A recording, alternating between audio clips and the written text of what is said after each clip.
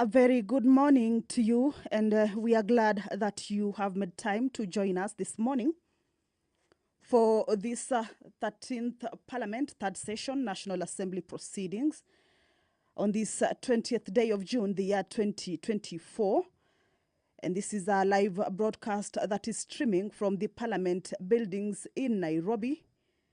And this live broadcast is brought to you by the Parliamentary Broadcasting Unit in partnership with the Kenya Broadcasting Corporation. Those are live pictures inside the National Assembly chambers. Of course, members are getting ready to pick up on the debate on the finance bill. This is a bill that is originating from the National Assembly, Bill number 30th of 2024, whose debate is set to continue this morning. Remember, this is with regards to the finance bill. The finance bill is a bill that its contents, or once enacted, then it will be an act that outlines the measures in which the government will be using to generate revenue for financing the budget for the financial year 2024-2025. So this is a bill that is accompanied by a report of the Finance and National Planning, Departmental Committee on Finance and National Planning, that tabled its report on the floor of the House on the 18th of June, the year 2024, with the debate on the two documents. Remember, the report came after the public participation, which is a procedure that needs to be followed with regards to the bill. After first reading, then it has to go for public participation. Then the report be tabled in Parliament, and then debate will start. So with them, members have two documents. That is the Finance Bill 2024, as well as the report of the Departmental Committee on Finance and National Planning that was tabled on the House, and members have been using that particular report and also the bill to debate or consider the contents of the bill, as well as the amendments that have been brought forth by the committee following the public participation. We will get back to that, but in the order of business, the members this morning will be considering a procedural motion that will be moved by the leader of the majority party, Honorable Kimani Ichung'wah, and this is a motion that seeks to have the House resolve to hold a Tuesday morning sitting that will commence at 9:30 in the morning. Of course, this is for purposes of considering priority business. So this is a procedural motion that the members will be looking at. And of course, the majority leader, or the leader of the majority party, will be expounding on this particular procedural motion. But this is a resolution that on Tuesday, the 25th of June, 2024, at 9:30 a.m., the House convened for a sitting to consider priority business. After that procedural motion, then the members will get right into the debate on the finance bill. Remember, this is a resumption of a debate that was interrupted on the Wednesday of June 19th, 2024 in the afternoon sitting. Debate began yesterday, that is the Wednesday of 19th June 2024 in the morning, with members allocated an approximate time of 5 minutes each to give their opinions, basing their argument or debate on the two documents. As I told you earlier, that is the Finance Bill 2024, as well as the report of the Departmental Committee on Finance and National Planning. Talking about the report, is that you will recall that the report contains a number of amendments that are following the public participation. Stakeholders gave out with regards to the contents of the bill. In the report also, there are new clauses For instance, there is the new clause 66, on the road maintenance levy, in which the committee recommends an increase of the levy from Kenya shillings 18 to 25 per litre on all petroleum fuels.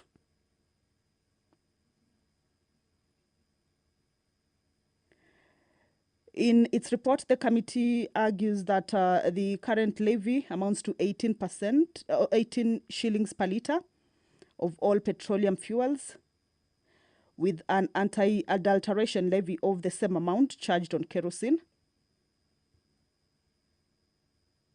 The levy is deposited into the Road Maintenance Levy Fund for annual repair and maintenance of roads, of course, under the administration by the Kenya Roads Board. But in the report, it further notes that the performance of the levy in 2023-2024 has been negatively affected by the demand effects of the high fuel prices and the exchange rate depreciation. The fall in the collections under the road maintenance levy has continued to affect the repair and maintenance of highways, urban and rural roads. And it is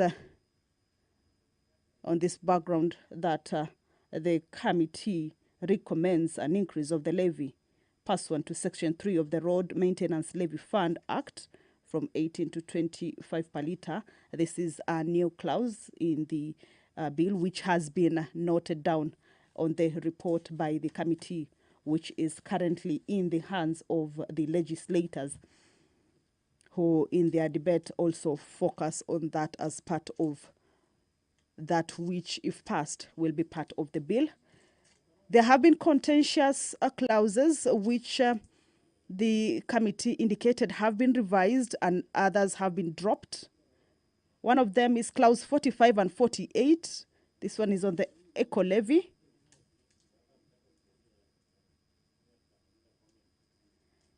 In the report, the committee notes that the purpose of the eco levy is to help redress environmental damage and pollution caused by the import of certain finished products into Kenya. In this regard, the committee observed that the levy should only be applied to imported finished products to protect local manufacturers who are currently subjected to extended producer responsibility. The committee observed that in line with the international best practices of the polluter pays principle, it is critical to ensure that the manufacturer of offending items contributes to financing the safe disposal of the products.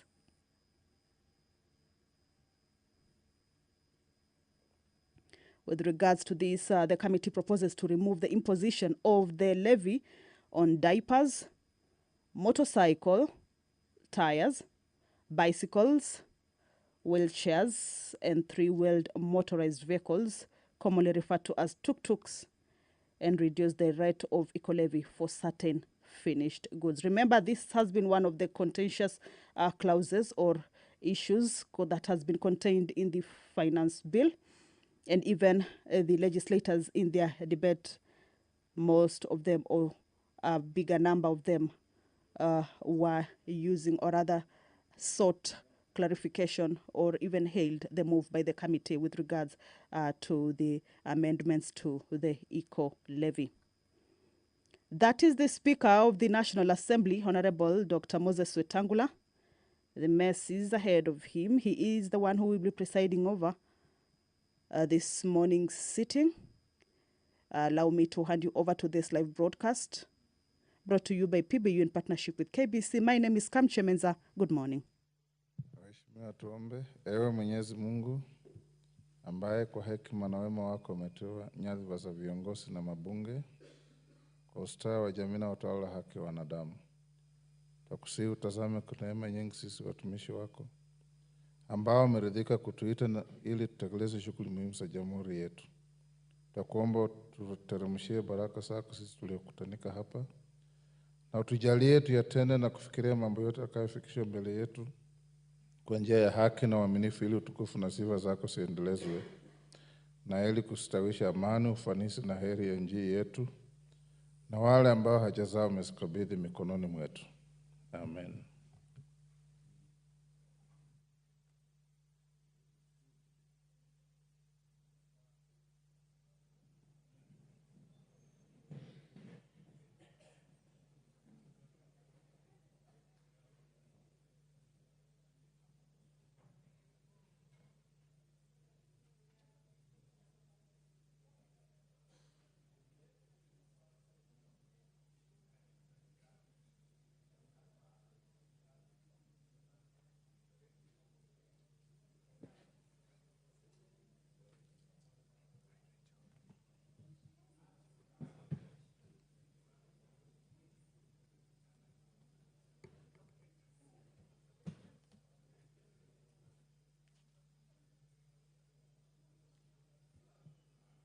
Honorable members, we have quorum. Order. We have quorum to transact business. I want to thank the House for your resilience yesterday. Many members stayed in the House from morning till late. Those of you who wanted to speak yesterday but didn't get the opportunity, I believe you'll get that opportunity this morning to make your views known on the bill. And I also want to recognize the level of decorum that has been exhibited in this debate and encourage that we remain so. Honorable members, also House Business directed and recommended that we will have a Tuesday morning sitting. So at some point this morning, the majority leader and minority leader will move a motion to get your approval for that sitting.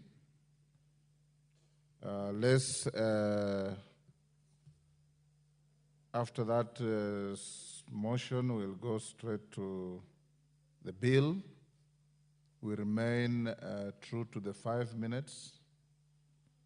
Most of the issues have been canvassed. So if you have 1 or 2 points and you have an opportunity, you don't have to exhaust your 5 minutes so that many more members can be able to speak to the bill. Call out the orders. Yes, Honorable Wandai. Honorable Speaker, thank you very much for your guidance. And Honorable Speaker, I think so far so good, but we are facing some challenges, and perhaps I want to seek your guidance on this, or directives. Honorable Speaker, as you can see, the House is not full, and a number of members are finding it difficult to access the House.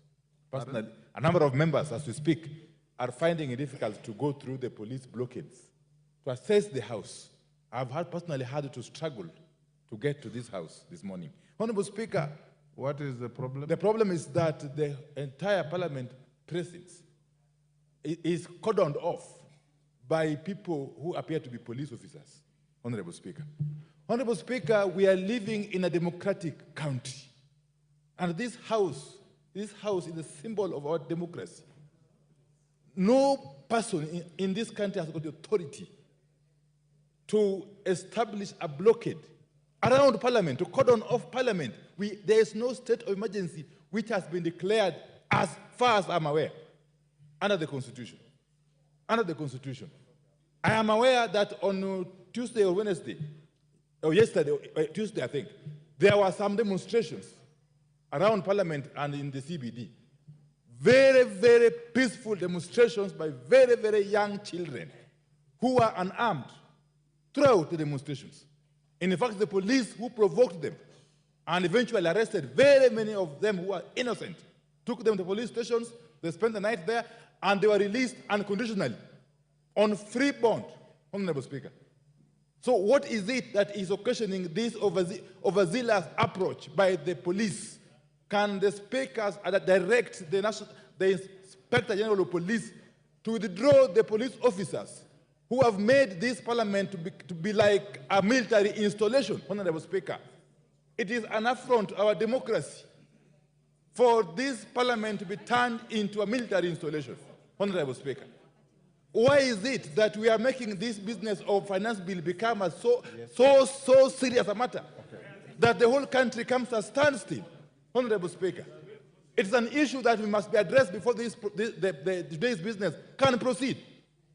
I want to call upon my colleague members that we ensure that that cordon, that blockade is removed before we can proceed the business. Thank you. We cannot be making steps forward and then regressing as a country, as a democracy. Thank you, Minority Leader. Yes, Osoro.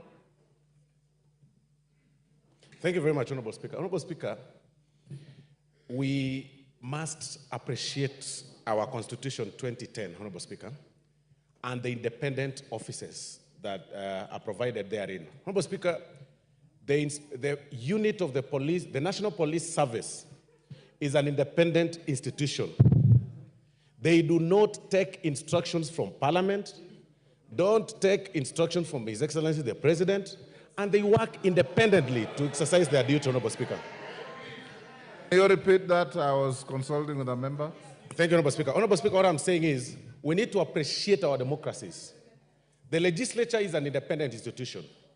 The National Police Service is an independent unit that does not take instructions from anybody. While we appreciate the right for every Kenyan to picket under Article 37 as provided by the law, Honorable Speaker, the police are there to provide security for even those who are picketing, Honorable Speaker.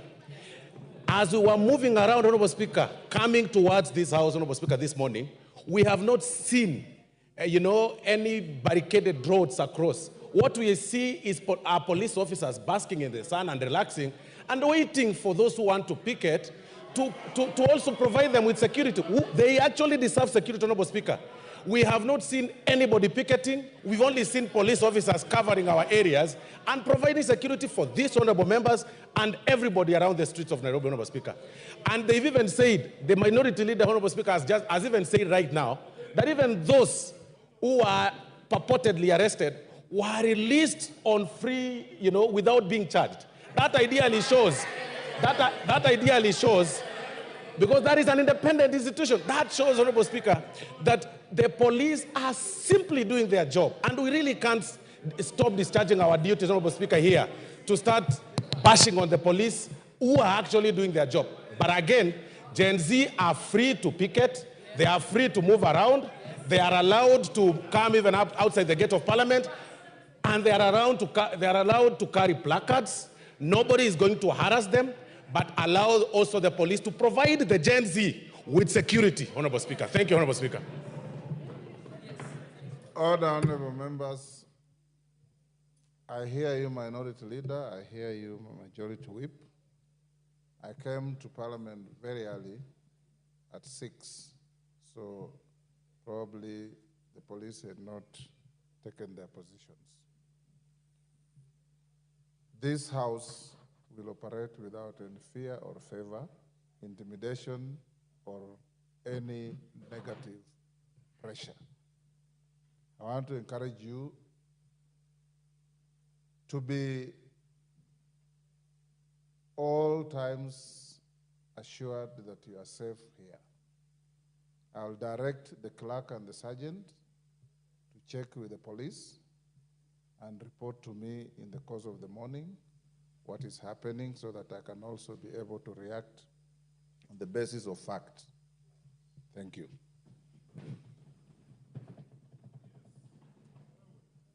Can we now go to our orders? Order number 1, administration of oath. Order number 2, communication from the chair. Order number 3, messages. Order number 4, petitions. Phyllis Barto.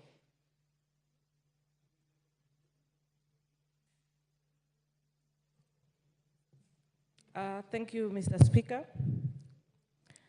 I, the undersigned, on behalf of the residents of Moiben constituency, draw the attention of the following, of the House to the following.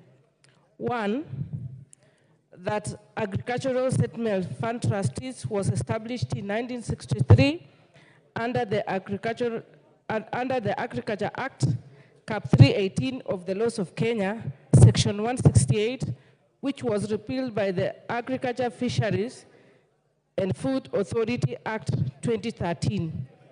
That the fund is managed by the Ministry of Lands and Physical Planning. Its mandate is vested in the Settlement Fund Trustees jointly by the Ministry of Lands, National Treasury, Interior, and Agriculture. That the Elgeyo Border Scheme Settlement Scheme is among the schemes established under the fund in 1963 for agricultural development and purchase of land with an initial capital of 5,000 aimed at facilitating settlement and development in the region.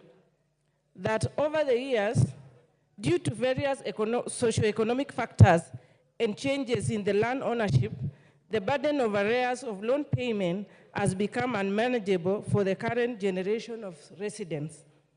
That many families inherited the debt without the corresponding assets or resources to repay it. Further, the original purpose of the Settlement Trust Fund has been overshadowed by the financial strain it imposes on the community.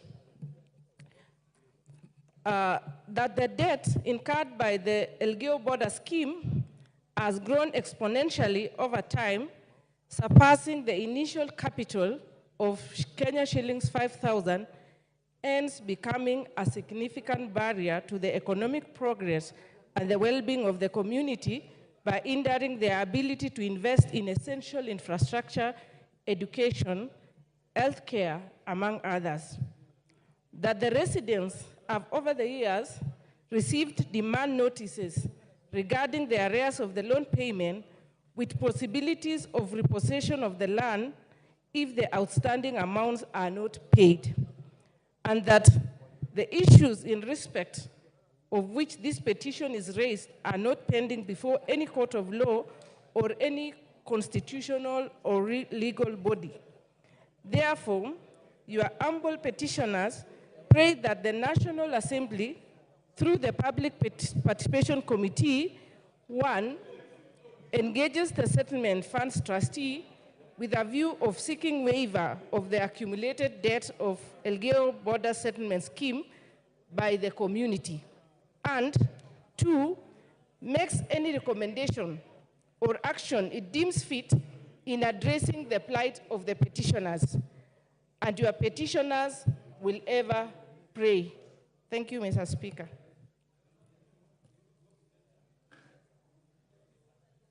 Thank you, Professor.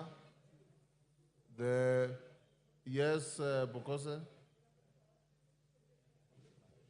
Thank you, Honorable Speaker. Honorable Speaker, I want to support the petition by Honorable Parto about the settlement farms trustees. And this is not just limited to Honorable Parto, but I would want the committee, when they'll be looking into this issue, that we can have an amnesty for all SFT farms that are within the country, because these were meant to benefit the poorer people after the colonialists left. Unfortunately, when the colonialists left, many of these farms reverted back to the well-connected who were in government at that time. And they grabbed huge chunks of lands, squeezing the poor ones into sharing either 2.5 acres or 5 acres, and then imposing to them to pay 5,000, which was a lot of money at that time. And cumulatively, it has been accruing debts. So as we forgive all other debts, debts for the sugarcane farmers, debt for the coffee farmers, I think we should also look at debts which are owed to SFTs, debts which are owed to AFCs that people used to purchase lands, so that we can make sure that these people are well settled. They are not, and they are given title deeds so that they can be able to have something either for themselves or for their children to inherit. With those few remarks, Honorable Speaker, I want to support, and I would ask that when the committee is sitting, please invite some of us who represent areas that have SFT farms, that our people are still suffering with those pending debts. Thank you, Honorable Speaker. Thank you. The petition is committed to the Public Petitions Committee to report back within 60 days. Next. Order number 5, papers. Majority Leader. Thank you, Honorable Speaker. Honorable Speaker, before I lay this paper, if you allow me, I want to sincerely thank you, Honorable Speaker, for the way you conducted this session of yesterday. Yes, yes. I want to commend you, Honorable Speaker. If I get your full attention, I'll be very happy. I want to commend you for conducting the debate yesterday and actually sitting throughout. I watched you rise at 9. I think we need, if it was any other place, I would have requested we give the Speaker a standing ovation. But because this is Parliament, let's give him a stamp on our foot to appreciate him for the good job. And the way you conducted, there was danger that it would spiral into something else.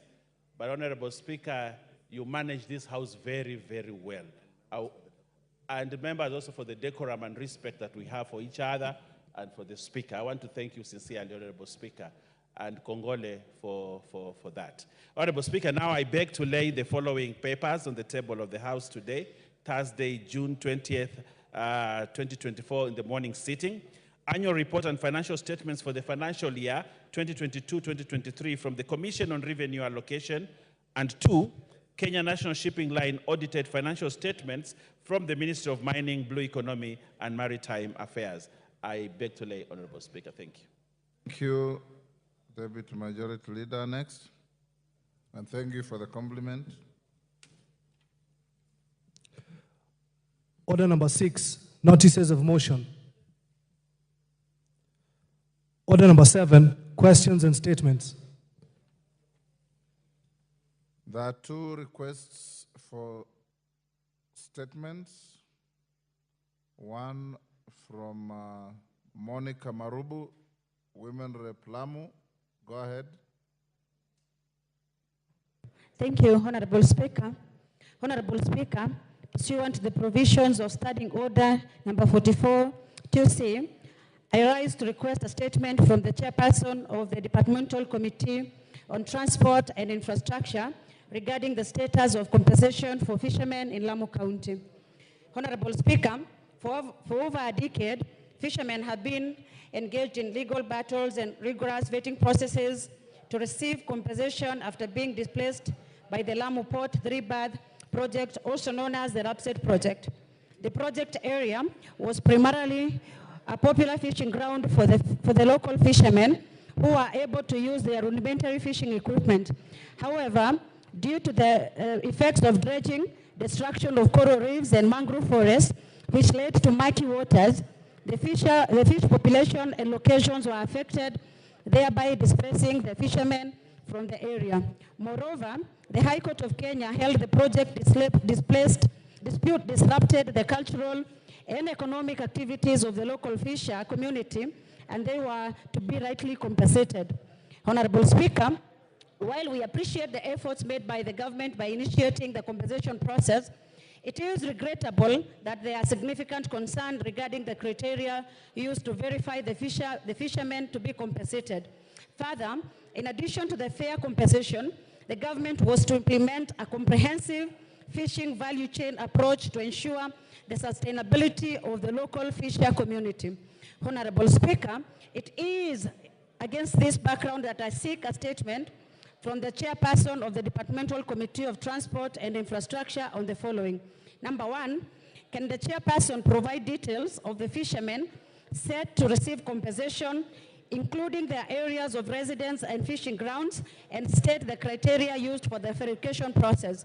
Number 2, can the chairperson state the measures in place to ensure that only fishermen from the affected fishing grounds and local fisher community receive compensation, and provide timelines for completion of the compensation process? Number 3, and finally, can the chairperson explain why the government is yet to implement a fishing value chain approach to boost the fishing industry of the area, considering that compensation provided for the fishermen does not provide a long-term solution, hence jeopardizing the sustainable source of livelihood of the fisher community in Lamu County? I thank you, Honorable Speaker. Thank you. Chairman, Transport and Infrastructure. Any member of that committee? Transport and Infrastructure Majority Leader, direct them to bring a response in 2 weeks. Ben Chonga.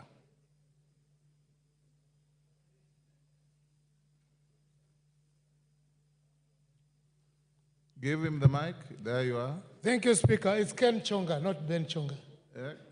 Ken. Ken, yes. Oh, sorry. Yeah. Ken Chonga. Honorable Speaker, pursuant to Standing Order number 44-2C, I wish to request for a statement from the Chairperson of the Departmental Committee on Lands regarding irregular allocation of a parcel of land in Gongoni Village, Junju Ward in Kilifi South Constituency. Honorable Speaker, indigenous people of Gongoni were displaced from their ancestral land by the colonial government purportedly for public use.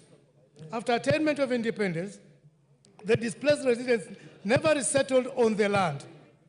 Instead, in the early 1960s, the parcel of land LR number 140/4/Mainland North was leased to Vipingo Sisal Development Company for commercial activities on the land.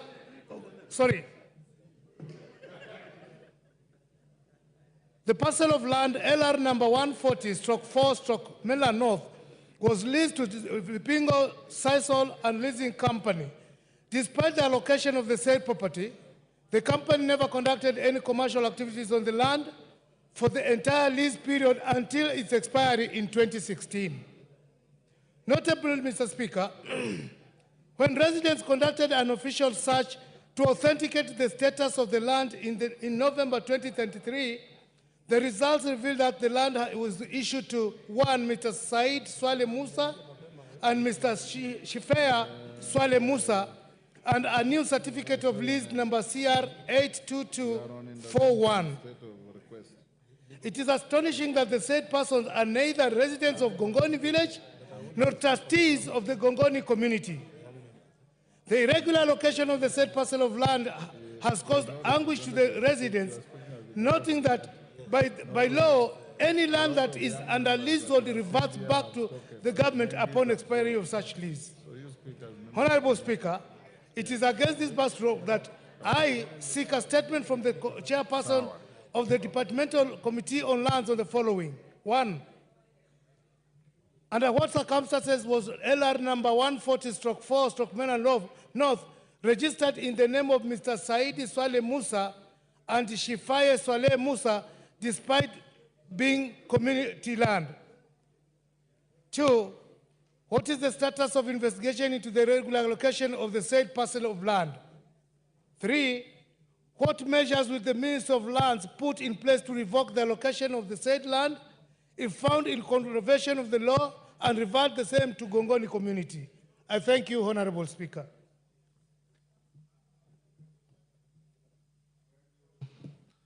Chairman Lands, Nyamoko. Give him the mic.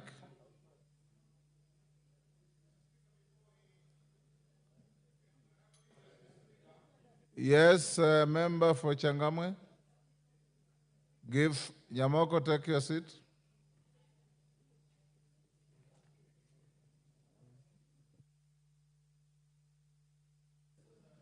Thank you, Mr. Speaker. I want to express an interest in this matter. The said land belongs to our family. We have a title deed, genuine one, and the honorable member is aware that we own that piece of land. The so-called Shifea side are actually my cousins. So I wish to state very categorical here that this land belongs to us and we have a title deed, which is a genuine title deed. And the honorable member is aware. Thank you, Mr. Chairman, Mr. Speaker. Moko. Thank you, Mr. Speaker. Mr. Speaker, we'll give a response in 2 weeks' time. 14 days. Next order.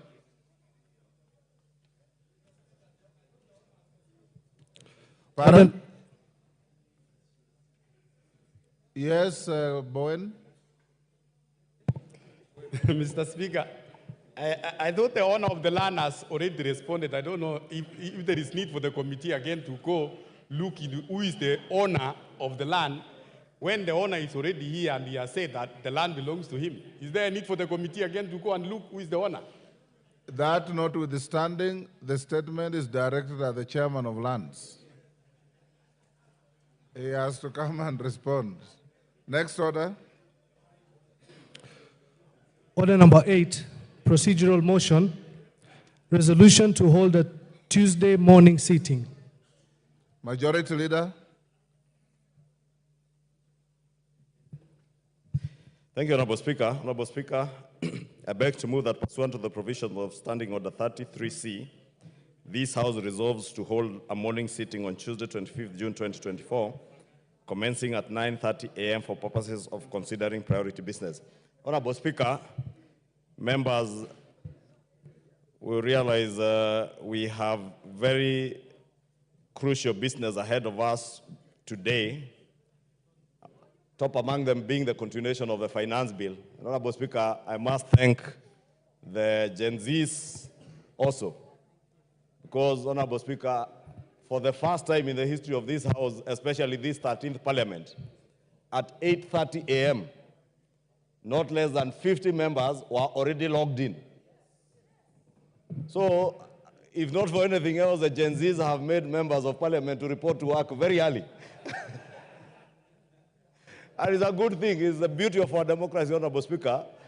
And now that we reported this early, Honorable Speaker, to contribute to the finance bill, I am certain, if you look at the numbers, we may not have enough time to finish with the finance bill today and move on to the IEBC amendments from the Senate.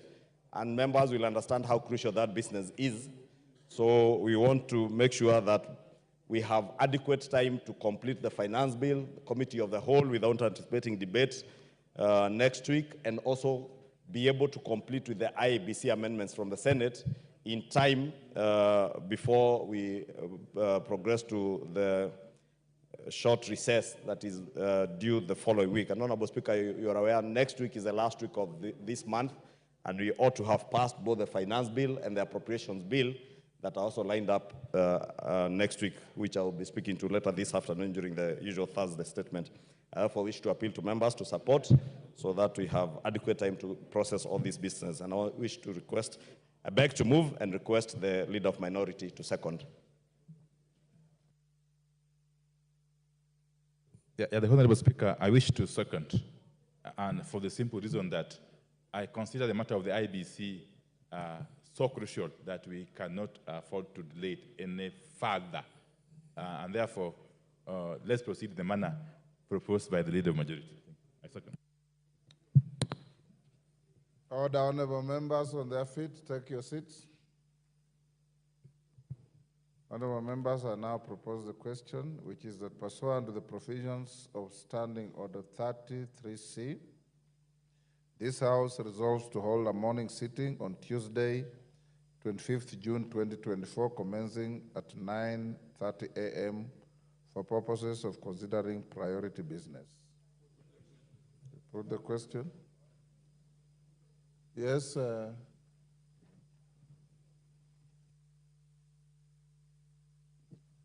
Member for Seme. Yeah, thank you, Mr. Speaker. As I rise to support, there's a related matter that I would like to raise, but basically, again, to seek a clarification from you, Mr. Speaker.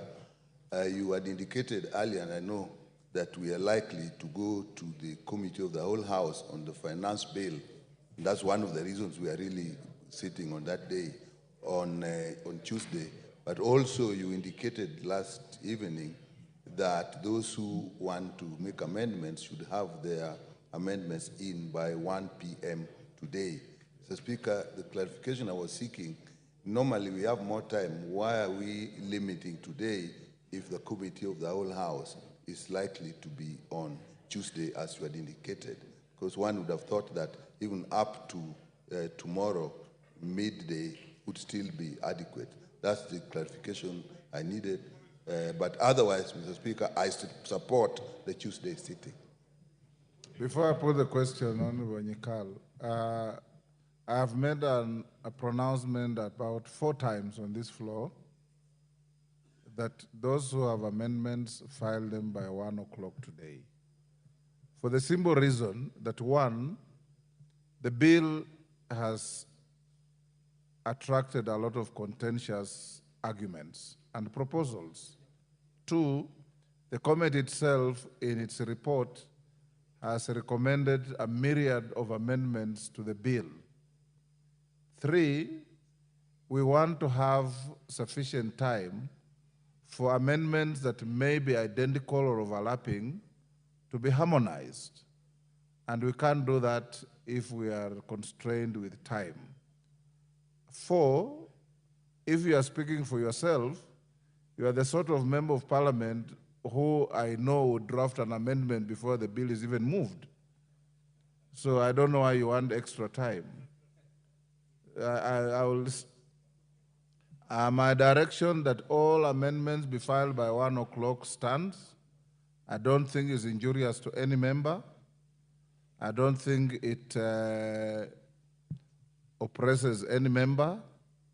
And since the time I started making the pronouncement, no member has raised any reservation, Dr. Nyikal. And I believe your reservation is not only unhelpful, but will just draw us back to management of House business that will not be helpful. Yes. Yes, Majority Leader. Thank you, Honorable Speaker. I wanted to add to your 4 points. Yes. 5, since you got up to 4, is that this is a money bill. And being a money bill, in line with Article 114 and on standing orders, all the amendments that members will be proposing must be shared with the National Treasury for concurrence. And therefore, if we allow more time, then there will be no time for the back and forth between the National Assembly and Treasury. Thank you, Honorable Speaker. You should actually appreciate the Speaker, because ordinarily, the office that receives amendments will just tell you it has been closed. At least I've given you sufficient notice on the direction of time. Thank you. Yes, Okello? Let's not eat into debating time. Yes. Give Okello the mic.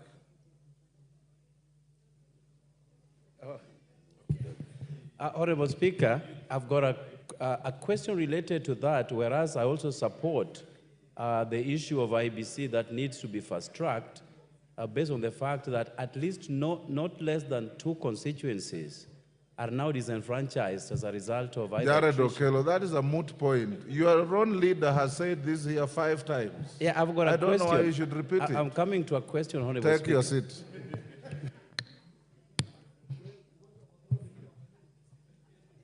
If you want to use up your leader's powers, the Speaker will not assist you on that. Honorable members, I now put the question, which is that pursuant to the provisions of Standing Order 33C, this House resolves to hold a morning sitting on Tuesday, 25th June 2024, commencing at 9:30 a.m. for purposes of considering priority business. As members of that opinion say aye. Will those of the contrary opinion say nay? The ayes have it. Next order. Order number 9, the Finance Bill, National Assembly Bill number 30 of 2024, resumption of debate. Yes, Honorable Wandai.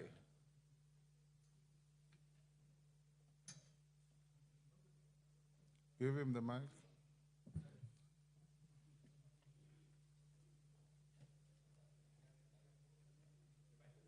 Give him the mic.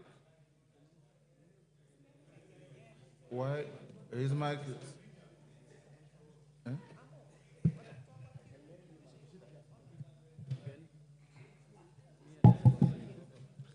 I'm told your mic is malfunctioning. Put where Kainan is.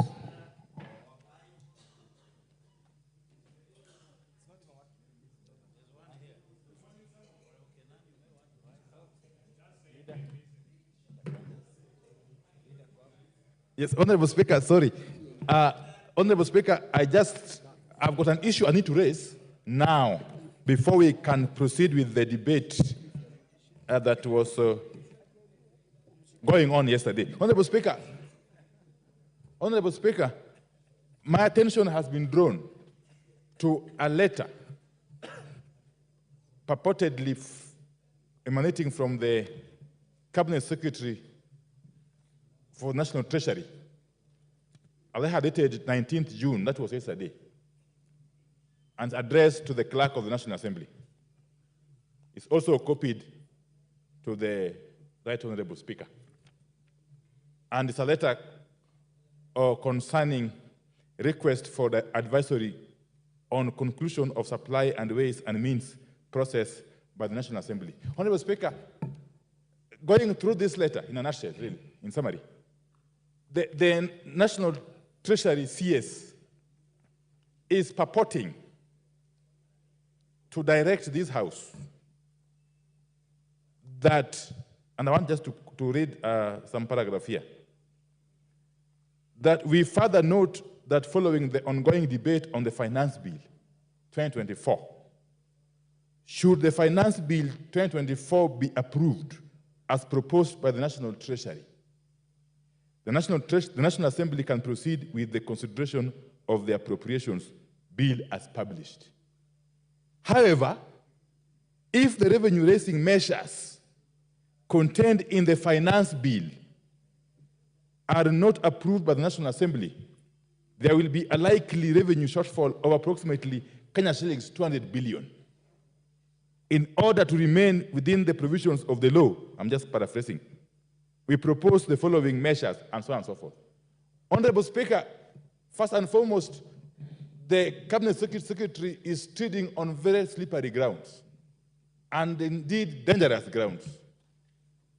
First, by purporting to direct the House on what it's supposed to do in its legislative role.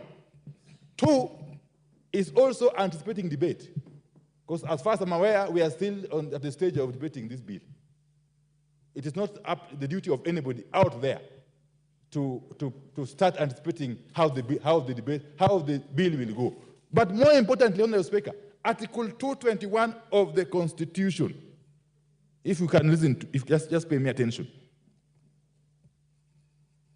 Article 221 of the Constitution. At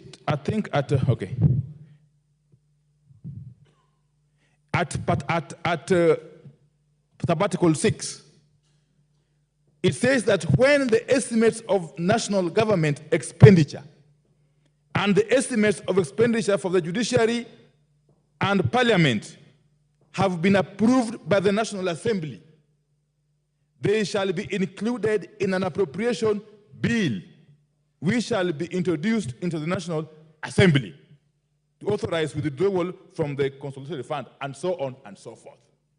That is the Constitution. But if you go further to the Public Finance Management Act, Section 40, subsection 5, it says, and I want just to read quickly, that any of the recommendations made by the relevant committee of the National Assembly or adopted by the National Assembly on revenue matters shall, among other things, ensure that the total amount of revenue raised is consistent with the approved fiscal framework and the Division of Revenue Act. What am I saying? If you read the Constitution at Article 221(5), together with the Public Finance Management Act, Section 40, Honorable Speaker, subsection 5, you arrive at the conclusion that the appropriations bill can only be informed by the estimates, not by the finance bill, Honorable Speaker.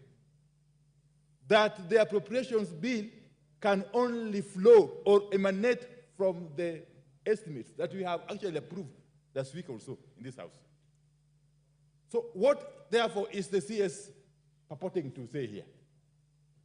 He's saying that if we don't approve the finance bill as in the form it originated from, I think, National Treasury, we shall have, therefore, to review or change the appropriations bill to conform with the finance bill as passed. Honorable Speaker, my submission is that it is the bill, first and foremost, we need to know from the chair of the Committee on Finance.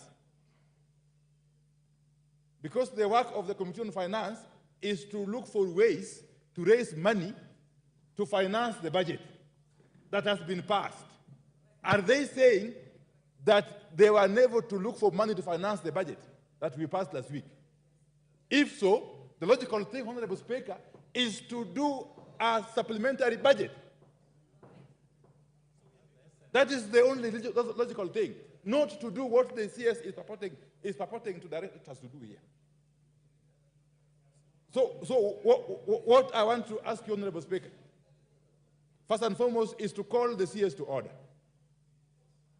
To order from your chair. He cannot be seen to be supervising this House. In other words, actually, he's trying to put pressure on this House to act in a particular manner.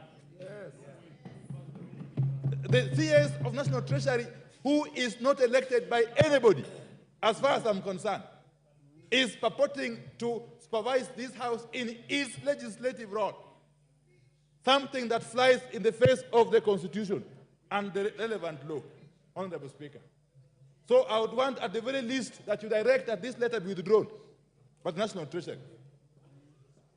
And secondly, to compel him to commit not to attempt, now or in the future, to try to dictate to this House in the manner it's supposed to conduct its business. I submit, Honorable Speaker. Majority Leader. Thank you, Honorable Speaker. And let me thank the Leader of Majority for raising this particular issue about this letter. But, Honorable Speaker, the Minority Leader, sorry.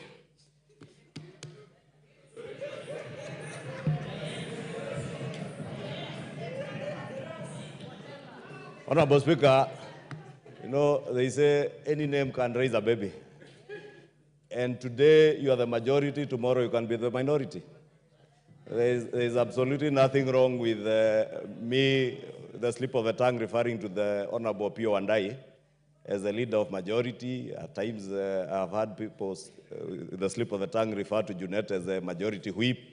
At times I am referred to as a minority leader, majority whip. Any name is a name, provided we do what we are here to do. And Honorable Pio will tell you, in the last parliament, when we were with him here, the majority side, that was Jubilee, became the minority and had to depend on the minority side in its own government to pretend to be the majority.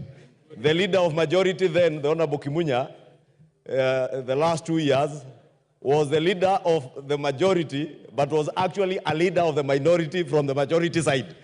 Because the Honorable Aden Duale, who was a ranking member like the Honorable John Buddy, was the leader of the majority on the majority side. But moving on, Honorable Speaker, I was thanking the Honorable Pio for raising this issue because it's important that we all get to an understanding not just of the import of this letter, but the import of all the proposed amendments that we will do to the finance bill, Honorable Speaker. And it's good that when you are responding to Honorable Nyikal, you did point out some of those issues. And principally, Honorable Speaker, the last point that I added, that this being a money bill, we must get the concurrence of the National Treasury. And there is reason as to why the drafters of our Constitution, Article 114, put that particular provision of concurrence with the National Treasury. Honorable Speaker, if you read that letter, it points to provisions of the law as it is. Professor Ndungu, who assigned this letter, is not referring to anything that is outside of the law and the provisions of our Constitution. He refers to Section 39(4)(c) of the PFM Act, which requires that any increase in expenditure in a proposed appropriation is balanced by a reduction in expenditure in another proposed appropriation. Honorable Speaker, he goes on to quote Section 45 of the PFM Act and other sections of the PFM Act that indicate that if we are to reduce the proposed revenue estimates, Honorable Speaker, then concurrently, and I said it on Tuesday, something must give in. If we reduce taxes that are proposed to be the revenue-raising measures to finance the budget that we have adopted, then we must find a way of either reducing expenditure, the expenditure side, because if you don't do so, what you will do is increase the fiscal deficit. It is this House, Honorable Speaker, and I was hoping the Honorable Njuguna Ndung'u had pointed to it, and I see he hadn't, that we passed a debt ceiling in this House. We cannot go beyond that which we have passed in this House.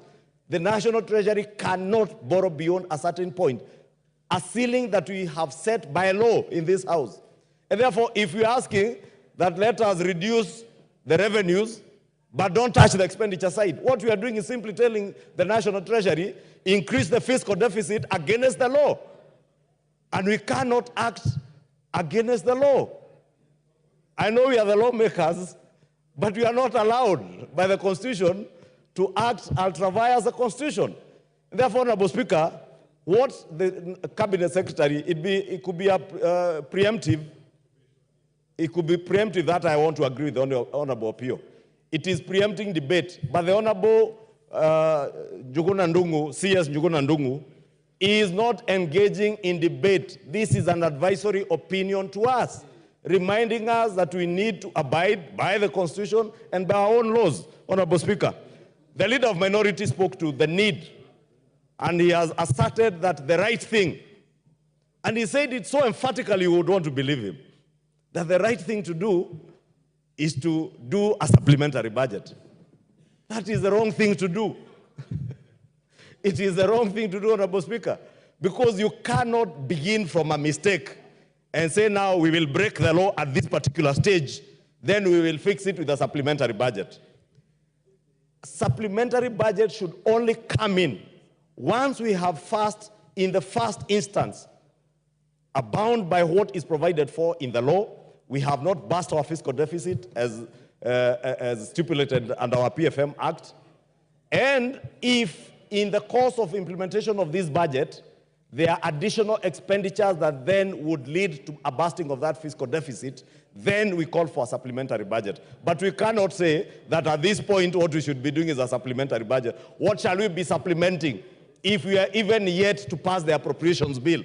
We need to pass the appropriations bill and the finance bill so that we complete the budget-making cycle. Once you complete the budget-making cycle, then after that you can do a supplementary budget. But we cannot complete a budget-making cycle against the law. And that is what Honorable Pio and I is telling us that we should do. It is my humble submission, Honorable Speaker, then, that this letter is in good standing, and this is the way it is. I saw a number of votes, Honorable Speaker, and I said on Tuesday, Honorable Speaker, when this report was tabled, that someone once quipped that choices have consequences. And in lawmaking, the same is true. If we choose to cut on our revenue-raising measures, as the Finance Committee has proposed, there will definitely be consequences. Honorable Speaker, I am fortunate to have been in this House in the last Parliament. The Honorable Andai, who has raised this issue, and the Honorable Junet were in this House in 2018. In 2018, Honorable Speaker, you remember the contentious Uhuru second term, the second finance bill. It was equally contentious. And you remember the debate that was there then about fuel, from 16%, 8%, from 0% VAT. And when we did the revenue-raising measures bill in the form of a finance bill, consequently, we had to adjust the expenditure side. Therefore, Honorable Speaker, it is not the first time it is happening, and it is not the last time. Therefore, if our JSS teachers, who we appropriated resources to hire, if there isn't adequate resources to hire JSS teachers, then something has to give in. If there is a road in Ugunja constituency that was to be tarmacked, and the resources are not enough, or in Kikuyu constituency for that matter, then we just have to do away with them, Honorable Speaker. Therefore, I just want to ask the Honorable Pio to hold his horses. In actual fact, what we are doing now is anticipating debate, Honorable Speaker. We are the ones now who are anticipating debate because we are yet to complete the finance bill, because at the conclusion of the finance bill, it is only at that point we'll be able to tell the net effect of all the changes that have been made and decide whether then we need whatever quantum we need to adjust on the expenditure side. Honorable Speaker, let me just conclude by saying we cannot and we shall not have our cake and eat it at the same time. Thank you, Honorable Speaker. Order, honorable members. Order, honorable members. This issue is very straightforward, but for purposes of record, I'll give you a direction at 2:30. Meanwhile, we proceed with the debate. It has absolutely no impact on the debate going on. I will give you a direction at 2:30.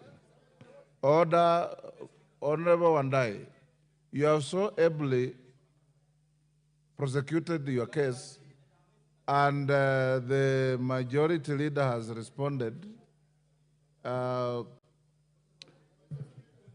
Budget Chairman, I will, in fact, pass on these letters to you. So I'm not opening debate on this. Call out the next order. Order, honorable members. Order. When I came to the chamber, I had seen this letter. And I had also my own feelings about it. I'll give you direction at 2:30. I don't have to consume parliamentary time debating something that is very clear in my mind. My thoughts are very rich, Junet.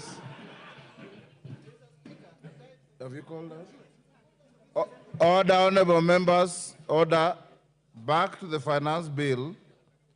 We have 120 requests. With 120 requests, at 5 minutes, we need about 9 to 10 hours. Can I ask the majority and minority leader to approach the chair? The majority and minority leader approach the chair.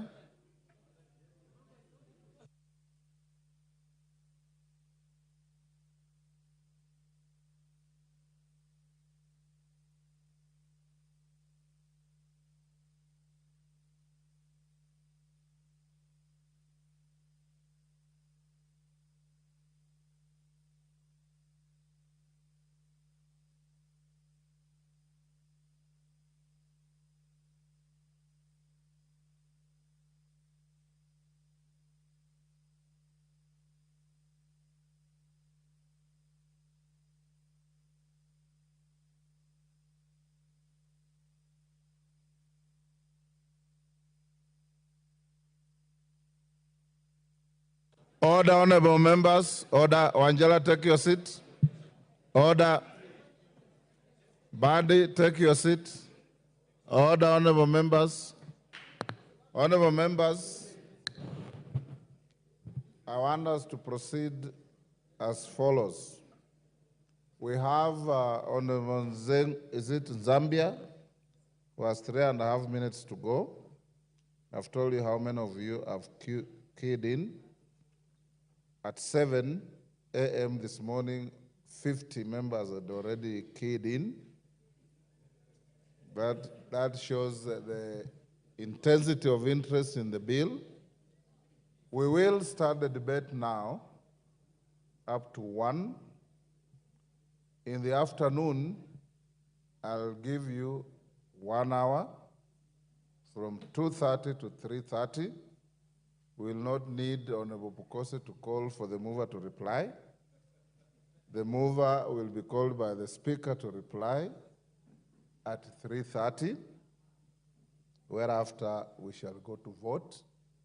I've consulted with your leadership on whether we should go on with 5 minutes and cut off at the hours we have agreed, or allow more members to contribute by truncating the time to 3 minutes.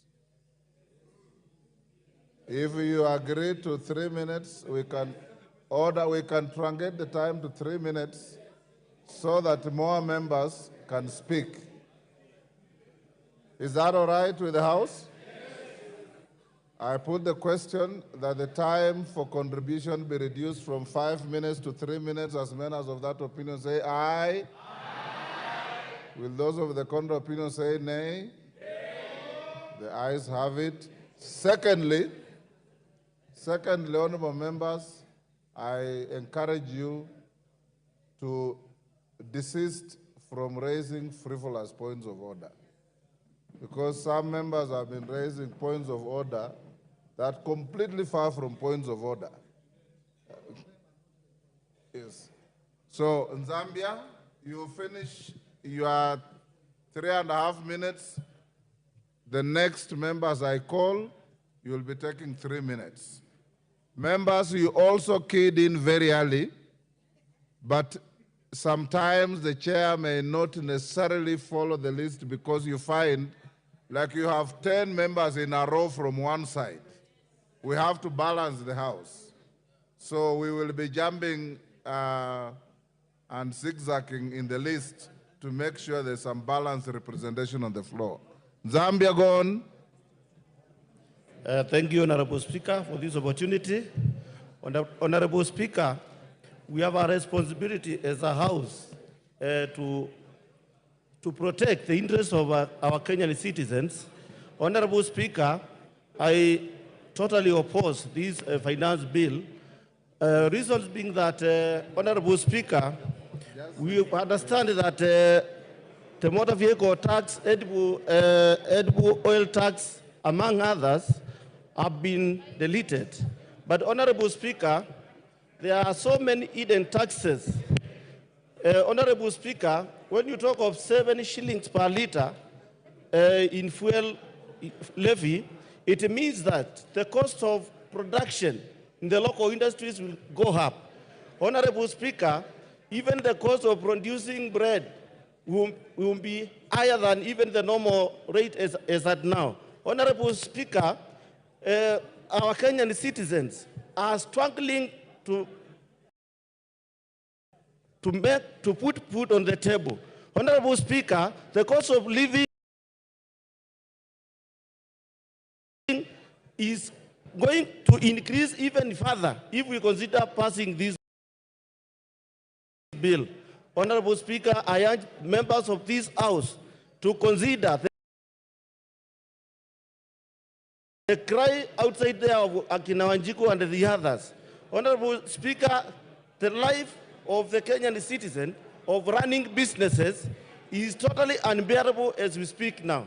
Honorable Speaker, when it comes to the local industries, they are closing down their businesses.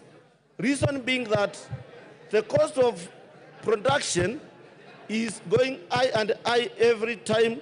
And the Honorable Speaker, we have come to understand that most of the industries are closing down, making it not possible to keep on employing more of the Kenyan citizens. And Honorable Speaker, when we talk of the NDF, there are so many hidden costs which the Kenyan, as a house, we should come out clear to make sure that the cost of living of the Kenyan citizens is bearable. Thank you, Honorable Chair, Speaker, and as the government, when you talk of the hustlers, the borders, the mamambokas, it is very clear that the things are getting worse and out of hand. Honorable Speaker, I urge this government to reconsider getting a better finance bill to move the Kenyan citizens forward. Thank you, Honorable Speaker. Member for Mandera West. Member for Mandera West. Order, honorable members. Order. The conversations are too loud. Order. Cynthia Muge, take your seat. You've been standing there for 10 minutes. Honorable members, those who want to engage in conversations, there's a lobby out there. You can go and converse and come back. Give me time to hear what members are saying, and give those who want to listen to debate. Member for Mandera West.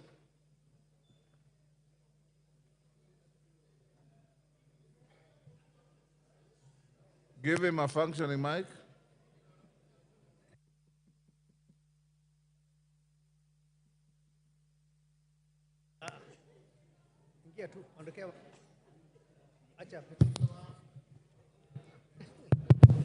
Thank you, Honorable Speaker, for giving me this chance to contribute to this very important bill that is in front of us. Mr. Speaker, sir, finance bill is an annual event. It has been done from the time Kenya was born up to this time. I personally, I think this is the 7th one I am contributing or participating in. And therefore, we all know that without finance bill, there will be no government activity. If you don't pass finance bill and allow the government to continue with its activity, there will be no government activities. And we all know that the government is there for the interest of the community, the larger community. I take this opportunity to sincerely thank the Finance Committee for listening, for doing a very thorough public participation all over the country, and for listening to the various issues that has been raised by the public, and for particularly saying that the contentious issues such as the VAT on bread, motor vehicle, the eco levy on sanitary pads and diapers, the excise duties on vegetable oil and others, which were contentious, they have already recommended that it be dropped. And therefore, it is for this House to concur with the recommendation of the Finance Committee to drop those very contentious issues. I have been called by my constituents so much, but as I explained to them what has been dropped, and particularly the finance bill is looking at putting 1 billion shilling for restocking. As you all know that the area where I represent and others had a serious drought for 4 years, and we lost almost all our livestock, and we don't have any other livelihood except rearing of livestock. And this finance bill is giving us 1 billion to restock. That is a very big gain, and my constituents have told me that make sure that 1 billion is protected. Honorable Speaker, sir, there are very important gains in this finance bill, particularly. Your time up. Irene Mayaka. You have 3 minutes, so compose your thoughts and compress them quickly. Thank you, Honorable Speaker. Honorable Speaker, I take this opportunity to emphatically reject the finance bill. And Honorable Speaker, one of the things that I just want to say and make very clear is that we should not subject ourselves to the pressures that are being implemented by the IMF on funding conditions that they are giving to this country. Honorable Speaker, I want to thank the Gen Z and the people of Kenya because they exercise their rights under Article 1 and 2 of the Constitution, together with Article 37 of the Constitution. Honorable Speaker, in my quest to reject the finance bill, one of the things that I just want to say very clearly, I keep hearing members telling us that we need to start using locally manufactured sanitary towels, and especially to our male members. I just want to tell you, stop taking Panadols for our headache. Locally manufactured sanitary pads are not of good quality. You cannot expect young girls out there to use pads that will make them have infections and such like things. Honorable Speaker, some of the clauses that I really want us to look into and come and also reject is, for example, clause number 63 that talks about KRA having access to our information. Clause number 23 that talks about amateur sporting association being added additional tax. Honorable Speaker, some of the repercussions that we will have as a country if we continue with this finance bill is that we are making our investment climate to become a very unpredictable one. We will make our country not be and have appetite for investments from foreign investors and local investors.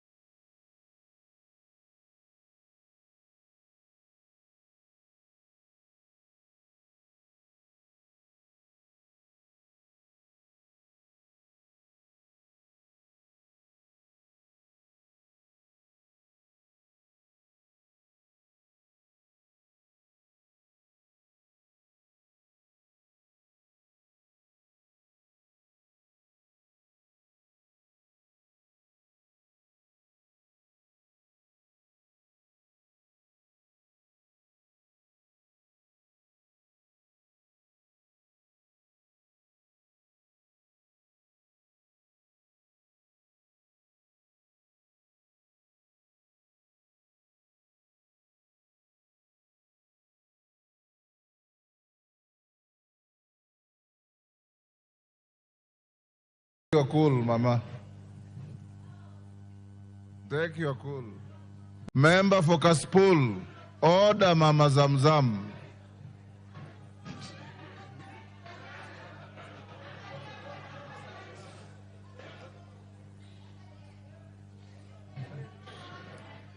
Order Mama Zamzam.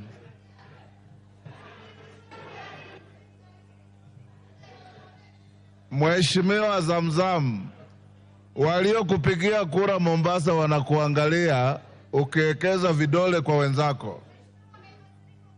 Take your seat. Endelea mbunge wa Kaspul. I'll come to you. Thank you, Honorable Speaker, for the opportunity to allow the voice of the Kaspul to be heard. After doing comparative analysis, including the other financial bills which had been brought before the House 2022-2023, we hereby voice our rejection of the bill in totality. I also want to congratulate Kenyans for coming out in advance before the leaders to do a lot of demonstration, which brought some amendments which are not a factor of this discussion now. I want to draw their House to clause 46. You know, fuel is a major factor of production. Increase in fuel levy, it affects production because in economical world, movement of materials and human produces good goods. So by increasing the fuel by 7%, actually it will increase production of essential commodity, which will increase the prices. I also want to draw attention to clause 54 of VAT remittance. Before this is brought, the remittance was being done within 30 days. Now it has been reduced to 3 days, which means Department of HR in any department will have to bring additional staff, which will increase cost. The other clause 48 on IDF, which has been increased from 2.5 to 3%, will also affect the cost of the product because there will be increment in cost of manufacturing, which will also kill industrial product. I've also seen proposed amendments, which is not a subject of today's discussion, as they are increment in 16% on bread. There is also 16% on transport of sugar. There is also increment of 16% on financial services, which will bring a great impact. I want to summarize by saying any legislator who votes for this, you will have signed your political obituaries. Thank you, Honorable Speaker. Kainan. Thank you, Mr. Speaker. Mr. Speaker, this bill contains an array of tax proposals that affect the different tax laws, Mr. Speaker. Mr. Speaker, the intention is to give the government the legal force to collect taxes to finance the budget, Mr. Speaker. Mr. Speaker, ordinarily, this bill has gone through all the legislative stages that every bill ought to go through, Mr. Speaker, until it became part of the public debate, Mr. Speaker. And therefore, Mr. Speaker, taxation, all laws affecting taxation are generally emotive, polarizing, and highly political. Mr. Speaker, the debate on this bill has taken two dimensions. One is political. Mr. Speaker, the political dimension has been convoluted, highly polarized, full of propaganda, misinformation, misinterpretation, Mr. Speaker, and this is part of the norm of our Kenyan society, Mr. Speaker. Mr. Speaker, as a member of the Finance and Planning Committee, we were guided by reason, we were guided by the public interest, and Mr. Speaker, we were keen on the views of the Kenyan taxpayers, Mr. Speaker, who appeared before the committee, Mr. Speaker. And Mr. Speaker, proudly, I must admit, the bill as published, if we will not have effected any amendment, will have been difficult to implement, will have been difficult to internalize, Mr. Speaker, and that is why we as the members of the Finance and Planning Committee, Mr. Speaker, took time to listen and be guided by fairness and the principle of public participation, Mr. Speaker, and that's why we came up with a raft of amendments. And these amendments, Mr. Speaker, has done away with VAT on bread, VAT on transportation of sugar, VAT on financial services, VAT on increase on mobile, the 2.5% on vehicle, Mr. Speaker, the excise duty on edible oil, and many other changes, Mr. Speaker. Mr. Speaker, what I want to say is this. This is a house of tradition. This is a deliberative house. And I want to urge my colleagues here, this bill as amended meets the expectation and the test of time, and I want to urge you, don't be intimidated, pass this bill as amended, and it will add value to the taxpayers who have elected you. These other shenanigans, these other hula blues and propaganda, you have the right to address your concerns, but as elected representative of the people of Kenya, this bill as amended meets my expectation, and therefore I urge you to, and certainly you know, Professor Omelo, I do not belong to the list of the members.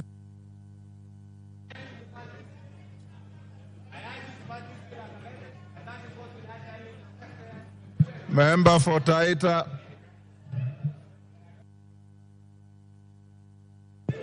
Thank you.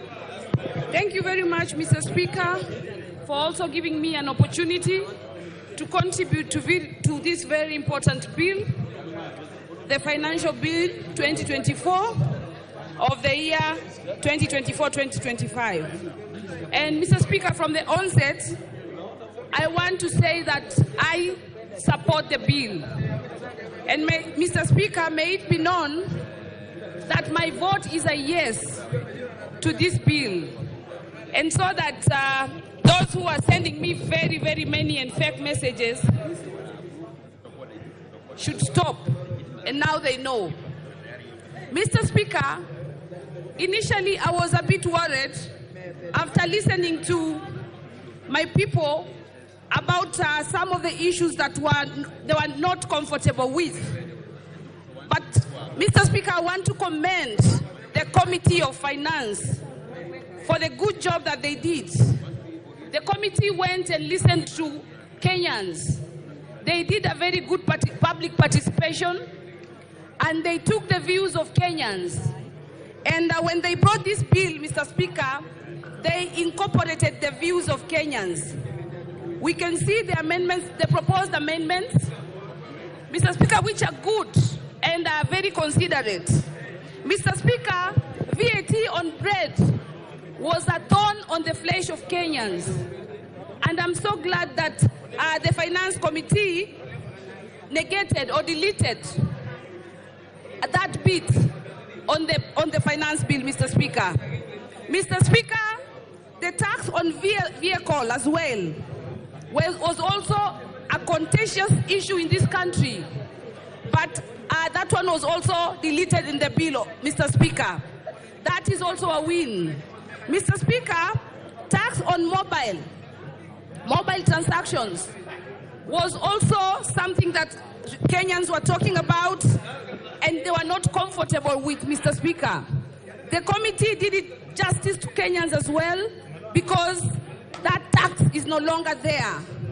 Mr. Speaker, I want to say that this bill promotes local manufacturers because when we exempt taxes on the local manufacturers, such that the ones that produce stuff like sanitary towels, diapers, and this stuff, Mr. Speaker, then we will be promoting the local manufacturers and therefore creating employment to many Kenyans because this.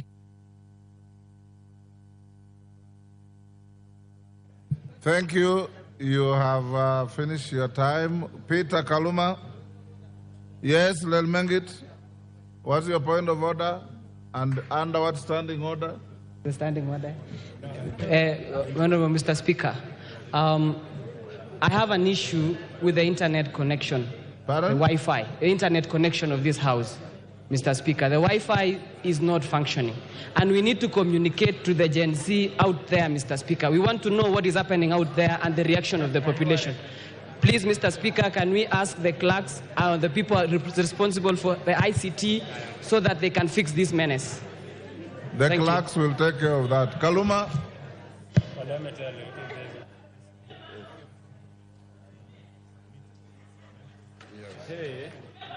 I thank you, Honorable Speaker, for allowing me to speak to this particular bill. Honorable Speaker, debate on finance bill is the most important debate in any democracy. In fact, the history of parliaments is that the main reason as to why parliaments were established is that there should be no taxation without representation. So, Honorable Speaker, let me begin by clarifying that it is not President Ruto outside there who is taxing people. It is this parliament that taxes people. And that is why, Honorable Speaker, when you look at Article 94, the Constitution is very clear. Our first duty is representation. And because of that, Honorable Speaker, on these matters touching on finance bill, I want to urge my colleagues, including myself, that when the position of your political party or your political party leader is not aligned with the position of your people, on this, stand with your people. Stand with your people. And so, Honorable Speaker, I'm standing to oppose, because the people of Homa Bay Town constituency, for whom I speak, are saying the imagination that we can impose taxes on bread is bad. The imagination that we can impose taxes on vehicles which are already assets is not good. The imagination, Honorable Speaker, that we can impose any taxes on eggs, whether imported or otherwise, the people of Homa Bay tell me, Honorable Speaker, is bad. Honorable Speaker, I'm encouraged with the thinking that we can drop most of those I've mentioned. But Honorable Speaker, let me mention that when you were at the University of Nairobi, if you needed to change diet, the only thing you go to is an egg. It's an egg. This is the diet balancing, you know, food. Egg with sukuma wiki, you have ugali, you are done. It is for students, that is the case in the villages. Honorable Speaker, you may say we are going to impose taxes only on imported table eggs. But how will you distinguish between those eggs you're using to hatch and the eggs to be eaten on the table? Do we have the machinery to confirm it? Honorable Speaker, there is no empirical data. And this is where I think the Finance Committee failed this House.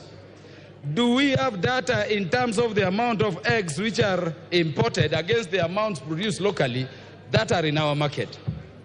Once we increase the price for imported eggs, going by the amounts, my fear, Honorable Speaker, is that when you go to the shop, you will not distinguish. Honorable Speaker, the last... Time up, Ferdinand Wanyonyi.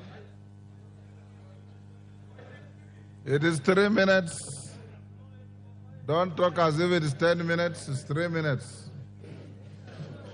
I want to take this opportunity, thank you very much, Speaker, to remind this House that the budget is actually an annual circulation, and therefore I'll ask members, and I think the opportunity is there, not only that, but not to whip our emotion on this.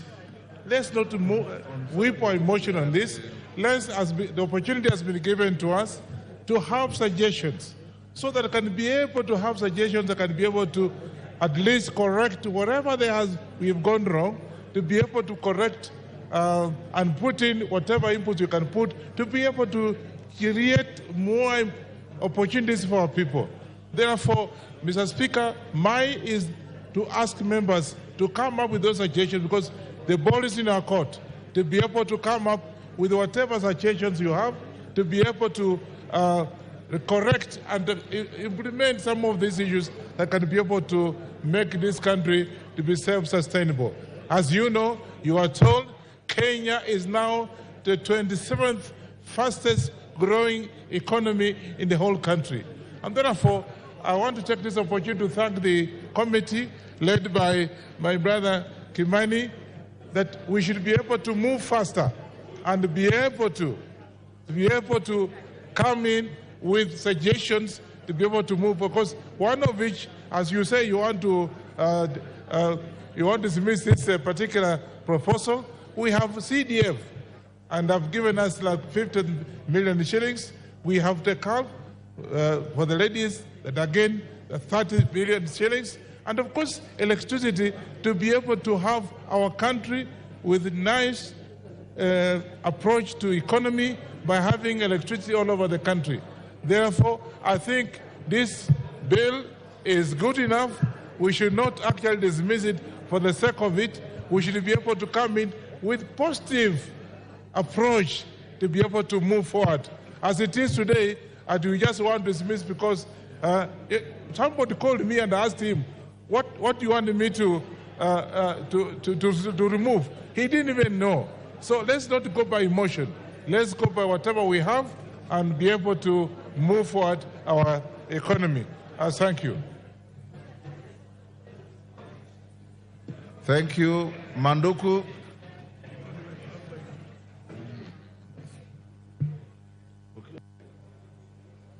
Thank you, Mr. Speaker. For avoidance of doubt, I stand to oppose the Finance Bill 2024 and urge my colleagues to vote no. Mr. Speaker, the bill as presented before the House goes against our own tax policy, which we approved in this House. But curiously, Mr. Speaker, in an effort to expand the tax base, there's a provision that has been sneaked in that will compel families to pay capital gains tax on land that they transfer to their children. If you look at the proposal to amend the Stamp Duty Act Cap 480, I find it difficult that if I give my son land, or if I ask my family to donate land to my children, I'll be compelled to pay some taxes. Further than that, Mr. Speaker, and having worked at the Port of Mombasa, I can tell you that this country is a net importer. And therefore, increasing the IDF fees by 0.5% will have a net effect of having expensive goods manufactured locally. Mr. Speaker, there's a provision also in this bill that seeks to expand or to extend the number of days that the Kenya Revenue Authority can get back to taxpayers on decision making from the 60 days to 90 days. I find it curious that we want to give the taxman a lot of time to get back to us on very simple decisions which would otherwise streamline taxation. Mr. Speaker, my advice to the government is that they should get down to work. Avoid listening to tweeting economists and avoid too many prayers. Get back to work and grow the economy. Thank you, Mr. Speaker. Member for Kajiado Central.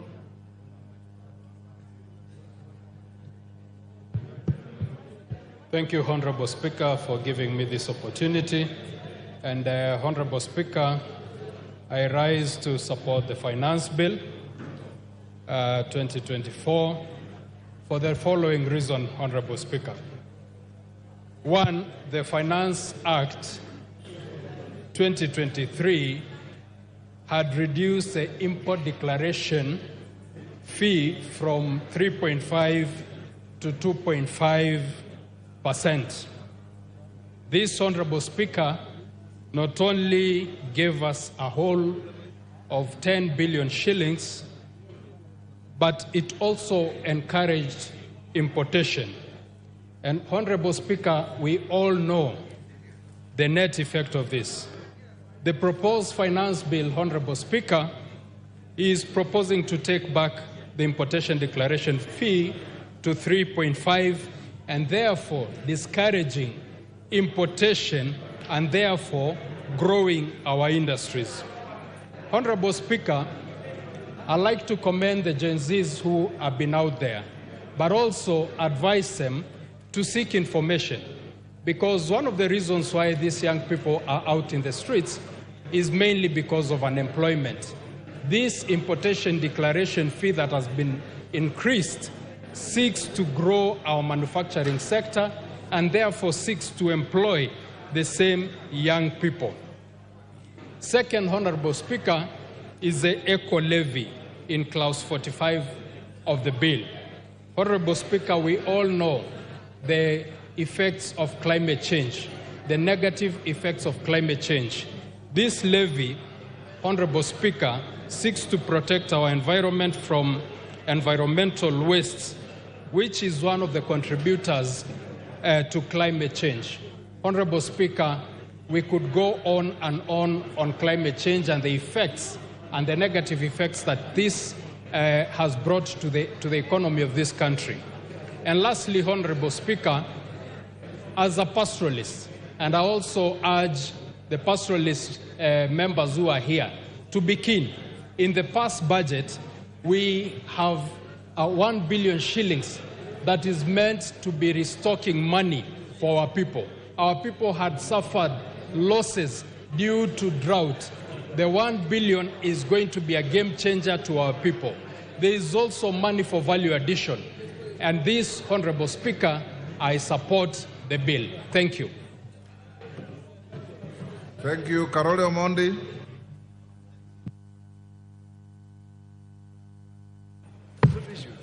Thank you very much, Honorable Speaker, for giving me the opportunity to speak to this bill.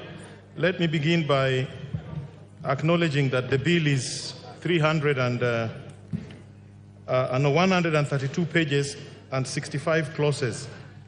So to say that you are rejecting it in totality is just playing to the gallery. I think there are good things and bad things in the bill.